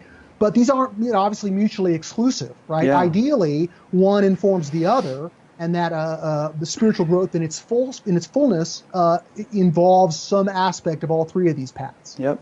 You pull one leg of the table and the others come along. Right. Let me get to a couple of these questions. This one is from Ivan from Bulgaria. He asks, at a psychological level, being religious is similar to atheism. Religion is the function of the ego's need to feel protected by God. Conversely, atheists take the notion that they are not in control of their lives as the ultimate offensive, which is another expression of the ego functioning. Do you have any thoughts on this? Right. Well, first of all, the human ego, right, in many corners of progressive spirituality is seen as bad, right? Ego, bad, right? Ego, overcome it. Ego, it's evil, it's materialistic, right? And I would say that just like we condemn the mortification of the body, like in Catholicism, right, and the hair shirt or the whips on the back, the mortification of the ego is also something that I'd like to try to overcome, because just like we need a body, although we're not our body, we need ego, although we're not our ego, right? Try raising kids without an ego, right? Try to make the world a better place without an ego. You got to have some self-sense. Yeah. Try knowing where to put the fork, the ego's not, we don't want to reify it or make it the ultimate reality, but we don't want to just, vilify it either, okay? Right. Now, obviously, people are striving to make the world a better place. They're striving to improve the human condition. They're striving to grow in the beautiful, the true, and the good.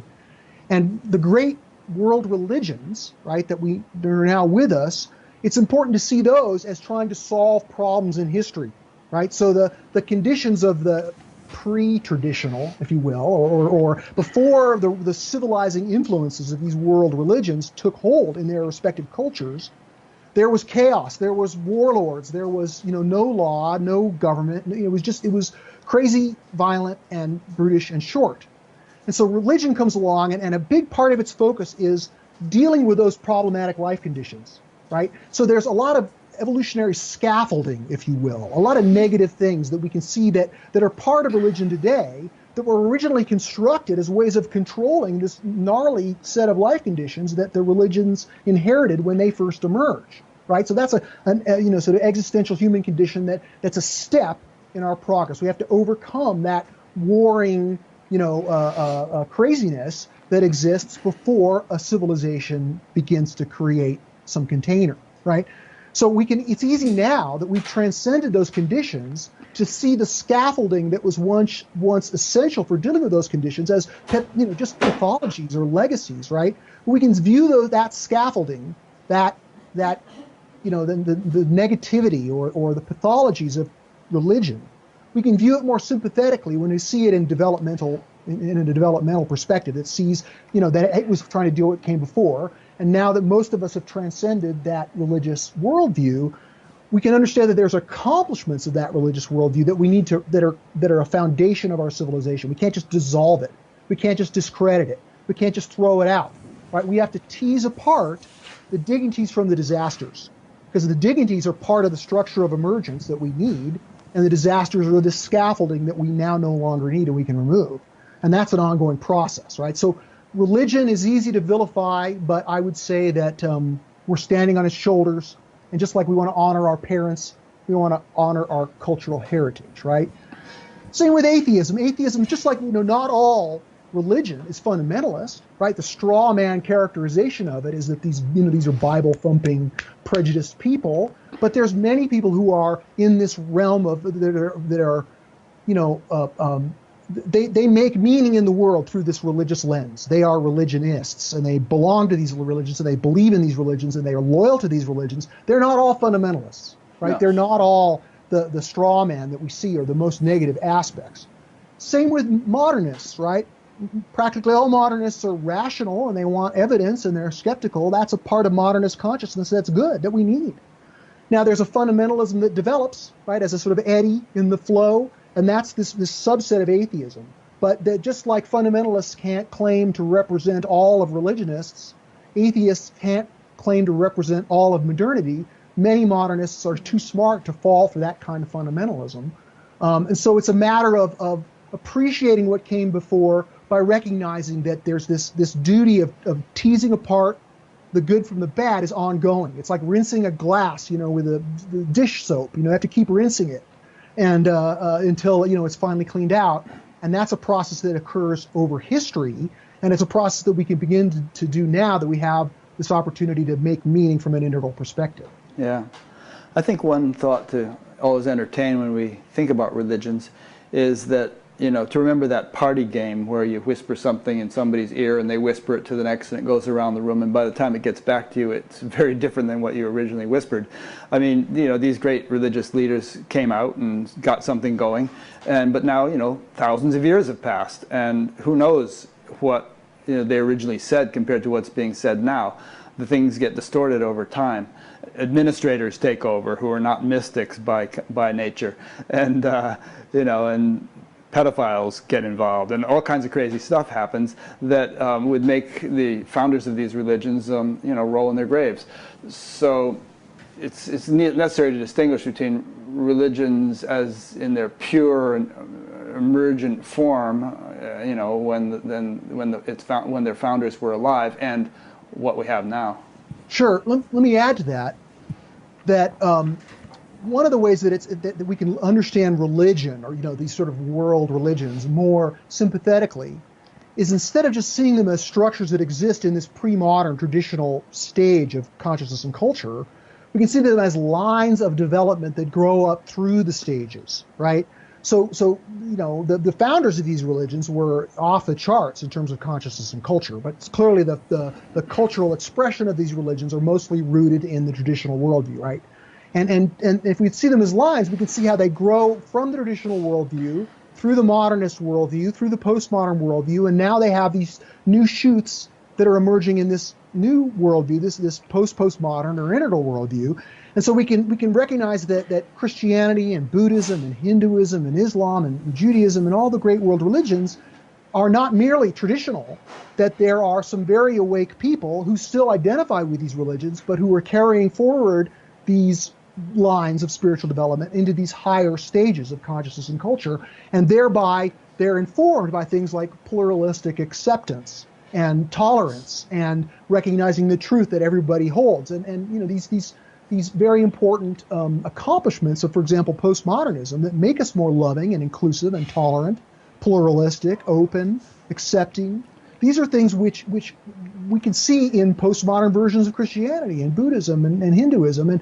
And even though postmodernism and its progressive spiritual culture have, for evolutionarily appropriate reasons I mentioned earlier, favored the Eastern forms of spirituality because that's where they could get the most growth, ultimately all the great world religions represent world historical lines of development which will continue to grow and which deserve our respect and appreciation. Yeah. A question came in from Niraj in Bangalore, which relates to what you were just saying, and perhaps you can elaborate just a little bit more. He said, "What difference have you seen between Western and Eastern spiritual seekers?" Well, I mean, it's hard to give a big answer to that question because I don't think that I want to stereotype Western seekers and Eastern seekers and sort of put them in that East-West box. Mm-hmm. I think spiritual seekers are drawn by different spiritual currents.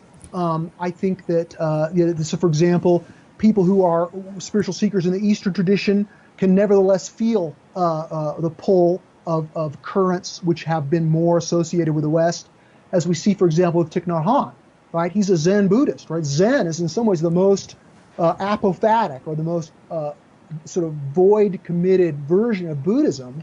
And yet here is Thich Nhat Hanh, one of the leaders of Zen Buddhism, who very much resonates with these Western currents. So, we can talk about Eastern spiritual teachings or the non-dual experience that go or that are most often associated with those. But while I know people and seekers from all over the world, I'm an American. I live in American culture. I've certainly taught in Europe, but I wouldn't claim to really be able to characterize in a stereotypical way what Eastern seekers and Western seekers are like or what they're about. Okay. Thich Nhat Hanh might actually be an example of what I was saying earlier, that we have hearts, and at a certain point they may blossom. And even if we've been raised in a apophatic spiritual tradition, we might find ourselves beginning to appreciate and express, much more heart-centered and theistic ideas and feelings. I think Adyashanti is another example. He was raised in a Zen tradition, but he talks a lot about the heart and exudes a lot of heart in his personality and his teaching. Sure, and certainly non-duality is characterized by compassion, right? Love. Buddhism is saturated with love. Yeah. Even though theologically there are some paradoxes that are not resolved in that body of teaching, I would argue, and I argue for it in my book, Presence of the Infinite. But just like the realization of oneness is not just relevant to Eastern spiritual path, that's an important, it has an expression within Christianity and within Western traditions as well. So there's clear overlap. There's clearly, even though we can say that Christianity is mainly theistically oriented and Buddhism is mainly oriented toward the non-dual, no one spiritual path has a lock on a particular kind of truth. And indeed, spiritual truth is open for every seeker who pursues spiritual experience through practice and teaching. Yeah, we say love others as yourself because they are yourself. Right. Well, that's one way to put it. Sure. But Yeah. I would argue, from a philosophical point of view, again, we're bringing in this critical philosophy, and we're saying that love, it's irreducibly relational. Love is a relation, right? So, David Loy, in his book published by Yale in the 80s, about non-dual philosophy, sort of struggles with this. He talks out of both sides of his mouth, right? He talks about, the Dharmakaya being emanating of love. But then he talks about the problem with trying to conceive of what love is within a non-dual ontology, because there's no separation, there's no real relation. The relations are an illusion, and if the relations are an illusion and love is irreducibly relational, then how do you reconcile the truth of love within a non-dual ontology? I think you just have a more roomy ontology that allows for these paradoxical contradictions. Well, if David wrote that in the 80s, I think maybe he's evolved a lot since then. I've interviewed him twice, and I was at the Science and Nonduality conference one time where someone up on stage was speaking in a rather dry tone, and and David got up on the mic and started asking him about the environment and the world and what's going to happen to everybody if we don't do something about climate change. And the guy's response was like, the world is just a speck of dust, it doesn't matter what happens, it's all an illusion. And David just really persisted and, said, no, we can't dismiss it that way, Sure. we're talking about something real, in a relative sense, human suffering, and we have to have compassion and so on. So, I'm sure we've all evolved a lot since the 80s. Sure. Well, I'm not saying that David Loy was arguing for world-denying theology. I'm just saying that philosophically, if you want to have love in its robust sense, then you need a relationship between lover and loved. Yeah, and again, it's a philosophical, complex thing. It's probably not good to try to delve into here. But let me go back to your point about the environment, okay? Because that's really, I would say, the historical challenge of our age. The biggest problem in the world that we have right now, and that in order to address this, we're going to need to recognize how the reason that we're politically stymied from making a significant impact on climate change and taking it as seriously as we need to is because we're caught up in this thesis and antithesis of modernity and postmodernity, and that again, this is a whole political analysis, but let me just say that a very important accomplishment of this postmodern consciousness that we're talking about is environmental awareness, right? Even though, modernity tries to clean up its nest, even though modernity tries to get rid of the pollution so that property values can go up. The spiritual obligation that we have as stewards of the earth and stewards of the environment is very much a postmodern realization and a postmodern accomplishment. And because the activism around global warming is so associated with postmodern worldview and postmodern politics, I think one of the underlying reasons that we're having such a difficult time, mobilizing the political will to deal with this effectively is that it's been caught up, the environmental movement has been caught up in this larger cultural struggle between modernity and postmodernity, because so many modernists and traditionalists especially feel invalidated by the antithesis of postmodernism. They feel that they're only seen for their negatives and they're not appreciated as the grandparents of the parents, if you will. Mm-hmm. That because concern for global warming is so clearly near and dear to the hearts of postmodernists, that because postmodernists are seen as the threatening enemy by the mainstream, anything they can do to poke postmodernism in the eye, it helps kind of reduce that sense of being threatened. And so because the postmodernists are so anti-modernist, because they discount the gifts of modernity and sort of see only for these pathologies, they're shooting themselves in the foot in their ability to persuade the larger society to get serious about combating climate change. So that's why this integral perspective of this evolution of worldviews explains things politically and points to important resolutions that are otherwise impossible to see from within the purview of any one of these worldviews. Interesting. Well, you segued right into something I wanted to ask you about, which was what you're doing with this Institute for Cultural Evolution, this integral political think tank, and taking the example we just discussed, climate change.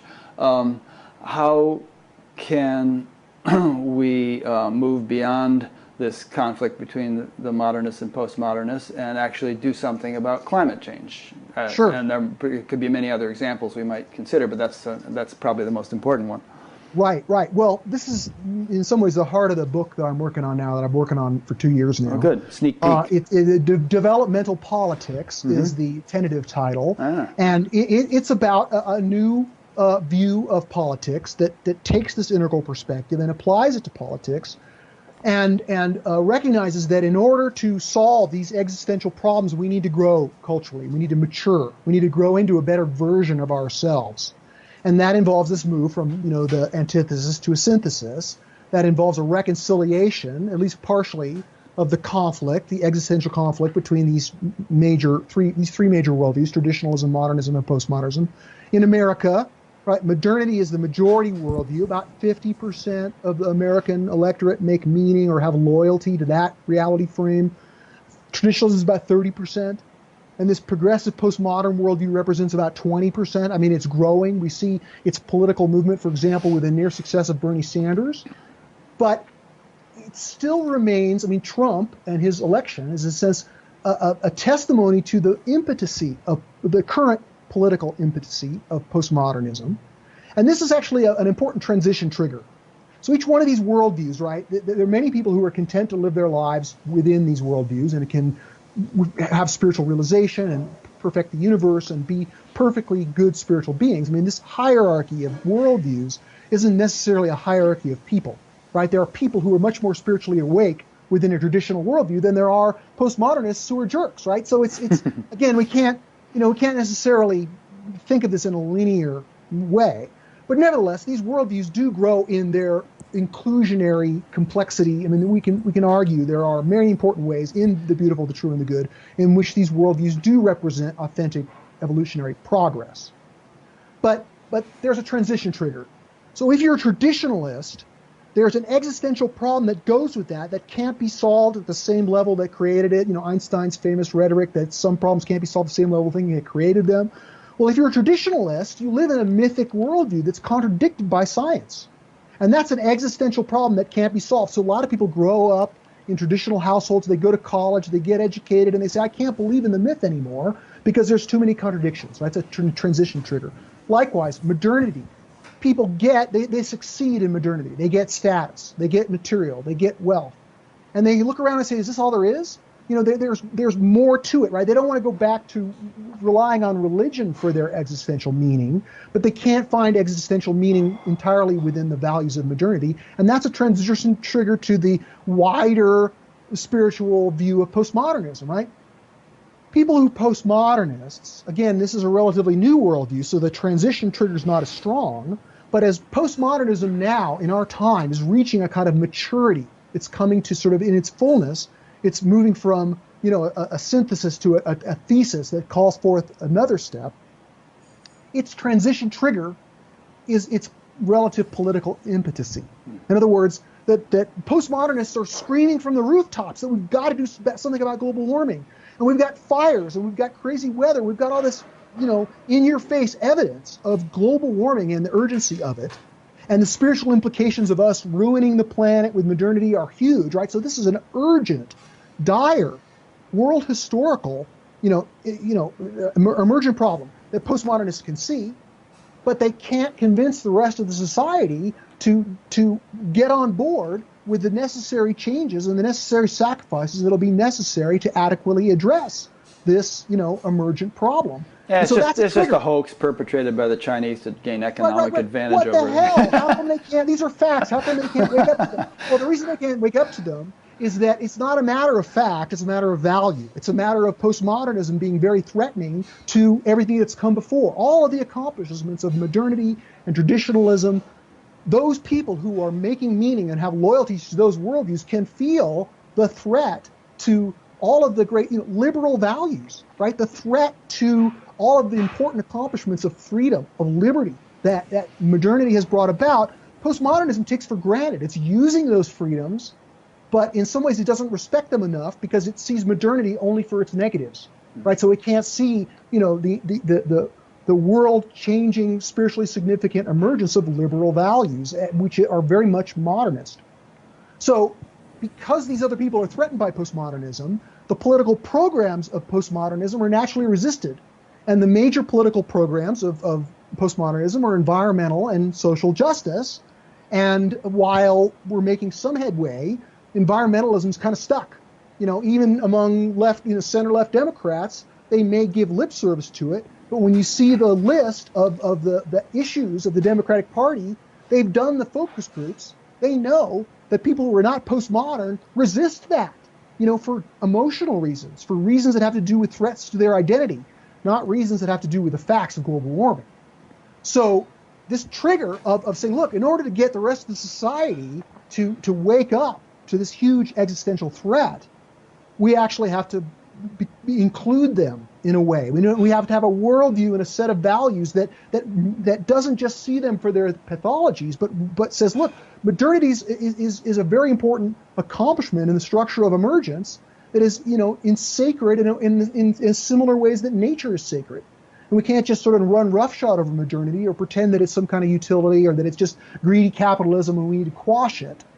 I would say that until we have a worldview that can include and honor and persuade and bring forward these other segments of our society, we're not going to get the solidarity that we're going to need to generate the political will to deal with this existential challenge of global warming. And that's where the politics of this integral perspective offer solutions that postmodernity can't offer within the purview of its cultural worldview.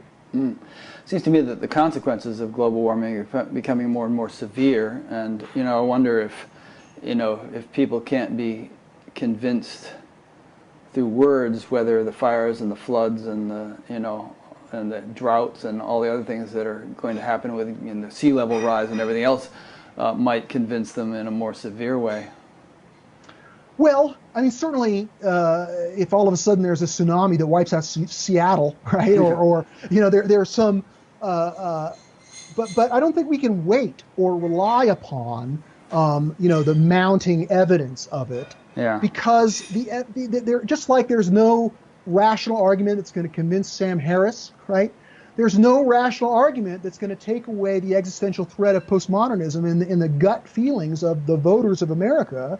Because to empower the forces of combating global warming, again, most people are unaware. This stuff's going on at a kind of a subconscious level. Right. These opinions are being formed in ways that have to do with identities and loyalties and not with rational thinking. Yeah.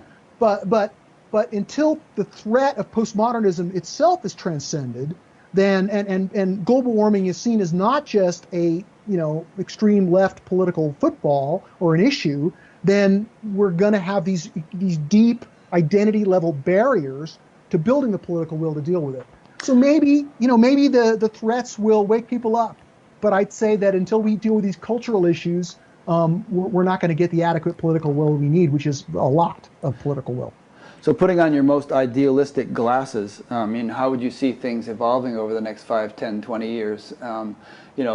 Let's say that we really do manage not to exterminate ourselves, and that we evolve into a society in which maybe evolutionary spirituality becomes the predominant meme or predominant mindset, or at least a potent one enough to really profoundly influence the culture.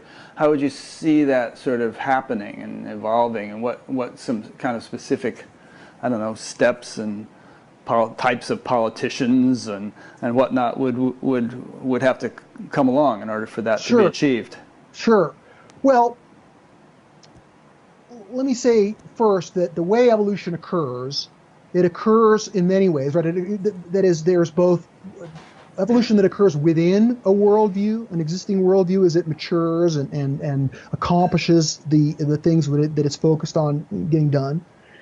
But the more profound kinds of evolution occur when there's an emergence, a step that transcends the conditions that came before, right? So we see, this throughout the universe, right? There's hydrogen and helium, then the heavier elements emerge, and then life emerges, and then all the steps of the biological tree of life. These are, in a sense, radical emergences, ingressions of novelty, as Terence McKenna would say, that can't be predicted, right? So there's something about this next level of emergence that we can't entirely predict, just like you can't predict that the combination of hydrogen and helium would produce liquidity and water and surface tension and all the things. It just emerges out of nowhere. Well, out of nowhere, but you know what I mean. Completely unpredicted. So this next step, we can begin to see that there's something beyond what I'm calling the postmodern worldview. That there's a next step, and that has to involve a certain amount of repudiation of postmodernism. It has to be sort of pushing off. So Hegel, who kind of originally envisioned this evolutionary process or structure of emergence, he didn't talk about thesis, antithesis, synthesis, and a lot of dialectical philosophers really hate that characterization because they think it's too mechanical, it's oversimplified, right? It's a moving process, and when you put it into steps, the dance is, it's no longer fluid. So what Hegel described it as, sort of an affirmation, something real, and then in order to move beyond a negation, there's a negation of that, of the problems that go with that to a new level. That's the antithesis. And then the next step beyond the original negation is what he called the negation of the negation. And what that means is that this step beyond involves recognizing that there are certain things that needed to be condemned or overcome or transcended, but that in order to create the new whole that is the synthesis, you can't just be in the negative. You have to reclaim some of the stuff, the good part that was already there in the original affirmation. So this idea of negation of the negation as the synthesis is an important philosophical lens because it helps us see that there's things about postmodernism. It's anti-modernism, it's rejectionism, it's, in a sense, elitism, like we're conscious and you're not, we're awake and you're asleep, right? While postmodernism is indeed a very important moral step, a new level of care, right? Care for the environment, care for the disadvantaged. This is permanent in our structure of emergence. We need this. We can't go beyond it without carrying forward and building on, standing on the shoulders of those accomplishments. But we also have to negate the sort of the rejection, the vilification of modernity and all of modernity's accomplishments that so much of postmodern culture stands for. So much of, indeed, this is where it's gained its traction by using the bad parts of modernity to say we want better. We're not going to stand for that. So that's an important step. But this next step, politically, socially, culturally, spiritually, is to recognize, to step outside this postmodern worldview and to see how it relies upon and indeed borrows the social capital and the accomplishments of traditionalism and modernism, and that like all forms of evolution, if you can't pull the rug out from where it was, right? So we need to go beyond this rejectionistic spirit, this way in which postmodernism sees the other stages as only negative, because these other stages have a lot of positive nature that we need to affirm. So, getting to your question, what does it look like? I would say that this emergence, right, will have a period of cultural fluorescence. The best way to anticipate what it might be like is to look at the previous points of emergence of these other worldviews, right? So the emergence of traditionalism is buried deep in the past, with the emergence of writing, right, say, like 3,000 years ago or more, 4,000 years ago, 5,000 years ago. Anyway, traditionalism itself has emerged, right? But you can see it in ancient Egypt, a kind of early form of it. You can see it in any of the ancient civilizations. But modernity, even though we can see proto-versions of it in ancient Greece and in Islam and China, it emerges as a permanent structure of human consciousness and culture during the Enlightenment, right, in the 16 and 1700s. And so the history of the Enlightenment is well known, right? There were luminaries, there was new philosophy, there was new truth, there was science, there were new discoveries, there were revolutions, there was democracy. There were all these historical emergences, industrial revolution, that came about through the sequence of emergence of modernity, right? Likewise, postmodernism as a worldview, again, we can see it percolating within modernity, but in the 60s it breaks out, right? So there's a slogan, right, I mentioned liberty, equality, and fraternity, captures the spirit of the age, the spirit of enlightenment, the spirit of the emergence of modernity. Likewise, the 60s, it has a similar slogan, turn on, tune in, drop out, reject modernity, reject the rat race, right? That's a liberating slogan that heralds this spiritual renaissance or this emergence of the postmodern worldview. So I think we're going to see a kind of a second enlightenment or a second emergence of new truth, as happened in the first enlightenment, as will happen in the second enlightenment, as this evolutionary worldview or this integral perspective begins to gain traction in our culture by becoming visible, by pulling in agreement, by gaining notoriety, popularity, political power, cultural power, by challenging postmodernism, by being more sympathetic to the values of modernity and traditionalism. So, whether this cultural emergence is going to occur in the next decade or in the next 50 years is hard to say. I try to use the analogy of the emergence of the 60s, right? So we can see, in some ways, the emergence of this postmodern consciousness in Rousseau, right, in the 1700s, or even more concretely, in the writings of the transcendentalists, like Emerson and Thoreau, right? They rejected modernity, they were naturalists and into nature, they embraced Eastern spirituality. Almost all of the elements of postmodern thinking were exemplified in the 1840s by the transcendentalists. But it wasn't until 120 years later that it sort of burst forth and emerged as a separate and discrete worldview, right? So then we could also point to the beatniks of the 50s, right? They were also avatars of postmodern consciousness, even though they were before the 60s. So the question is, in our quest for this postmodern cultural stage, are we like the transcendentalists and there's going to be another century? Or are we like the beatniks and it's the next decade? Things are speeding up. Really tell. I don't think we can wait that long. Yeah. Well, certainly the life conditions, the urgency of the problems are part of what catalyzes the emergence, right? But again, we have to garden for it. We can't think about it as social engineering. We can't construct it. We have to foster it. It's a living thing. And so we're gardening for emergence more than we're engineering for it. Mm-hmm. And gardening for emergence requires a certain amount of the recognition of grace in the process. It's not just all up to us. There's the flow of the Tao, and it flows, in the patterns that it will. So while the existential challenges that we face call for further evolution, and we are indeed urgently pulled into some more inclusive version of our culture whereby we can overcome the culture war, at least partially, and reestablish the ability to make compromises and agree with each other and form the political will that's necessary to deal with our problems. But in order to do that, our political problems really are caused by a cultural problem that's upstream.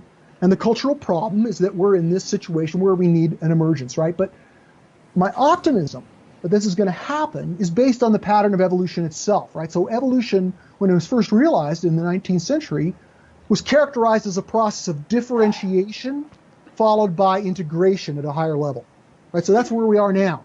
We're in this phase of differentiation where the worldviews, where American culture stretched out by its own development. We have these three major worldviews that are in political competition. But this diversification or divergence will either lead to regression or it will presage the emergence of a synthesis or a higher level of integration, which is what this integral philosophy and integral worldview represent.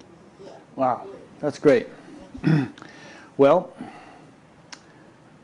probably we should leave it there. That was a good note to end on. And when hopeful and optimistic, indeed. Yeah, and when you finish that book you're working on, let's do it again. Great, I'd love to do that. Yeah. Yeah, it's been extremely enlivening to my feeble brain to have this conversation with you and to prepare for this interview. It just really gets me firing on all cylinders, and has clarified a lot of my understanding about a lot of things. So I hope that the audience felt that way too. Sure, well, I've enjoyed the conversation. I mean, you're an awake and aware person yourself, and so we can't have these kind of conversations until it takes one to know one, sort of thing.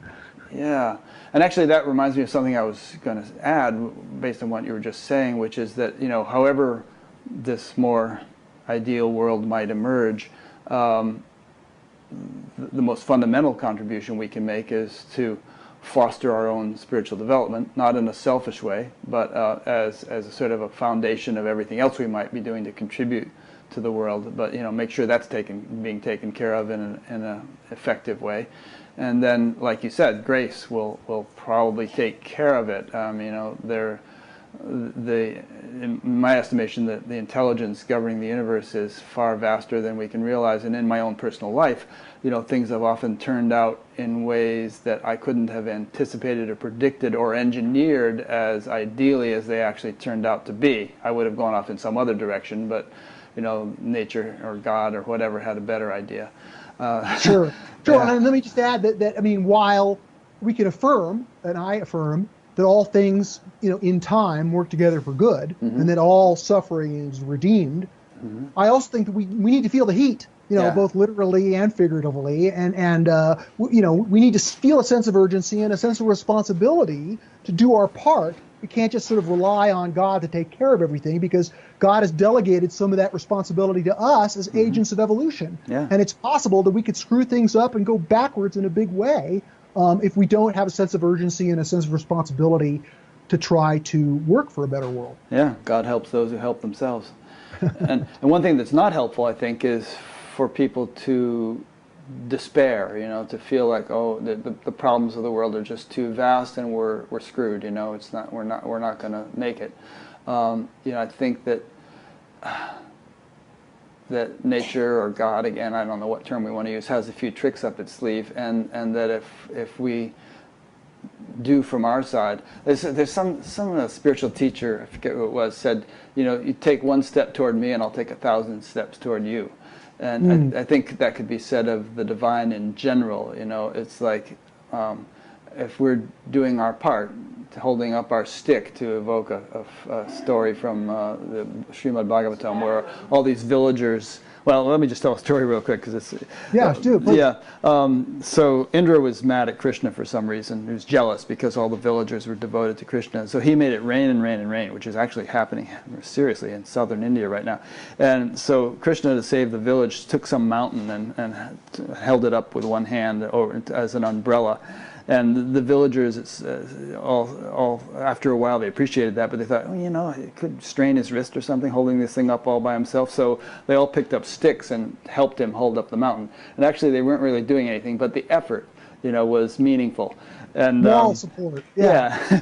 So we, do our best to hold up our sticks, and even though ultimately the divine may be doing everything, maybe the divine won't bother if we don't bother.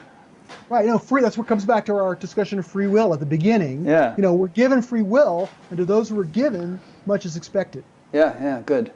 All right. Well, you and I could keep going on all day. So let's leave it at that. We'll look forward to next time. Yeah. And thanks again for having me on Buddha at the Gas Pump. It's an honor to be with you, Rick. Yeah, thank you. And let me just make a brief concluding remark or two. I've been speaking with Steve McIntosh. He'll have a page on BatGap linking to his books and his website.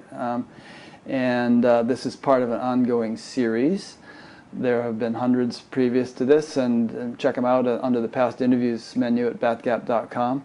Next week I'll be speaking with an old friend of mine named Suzanne Stryker, who lives right here in Fairfield, and is, I would say, an artist, a healer, and a mystic, all three, and has always had very profound spiritual experiences. So that'll be next week, and the week after her is Jean Houston, who many of you will have heard of.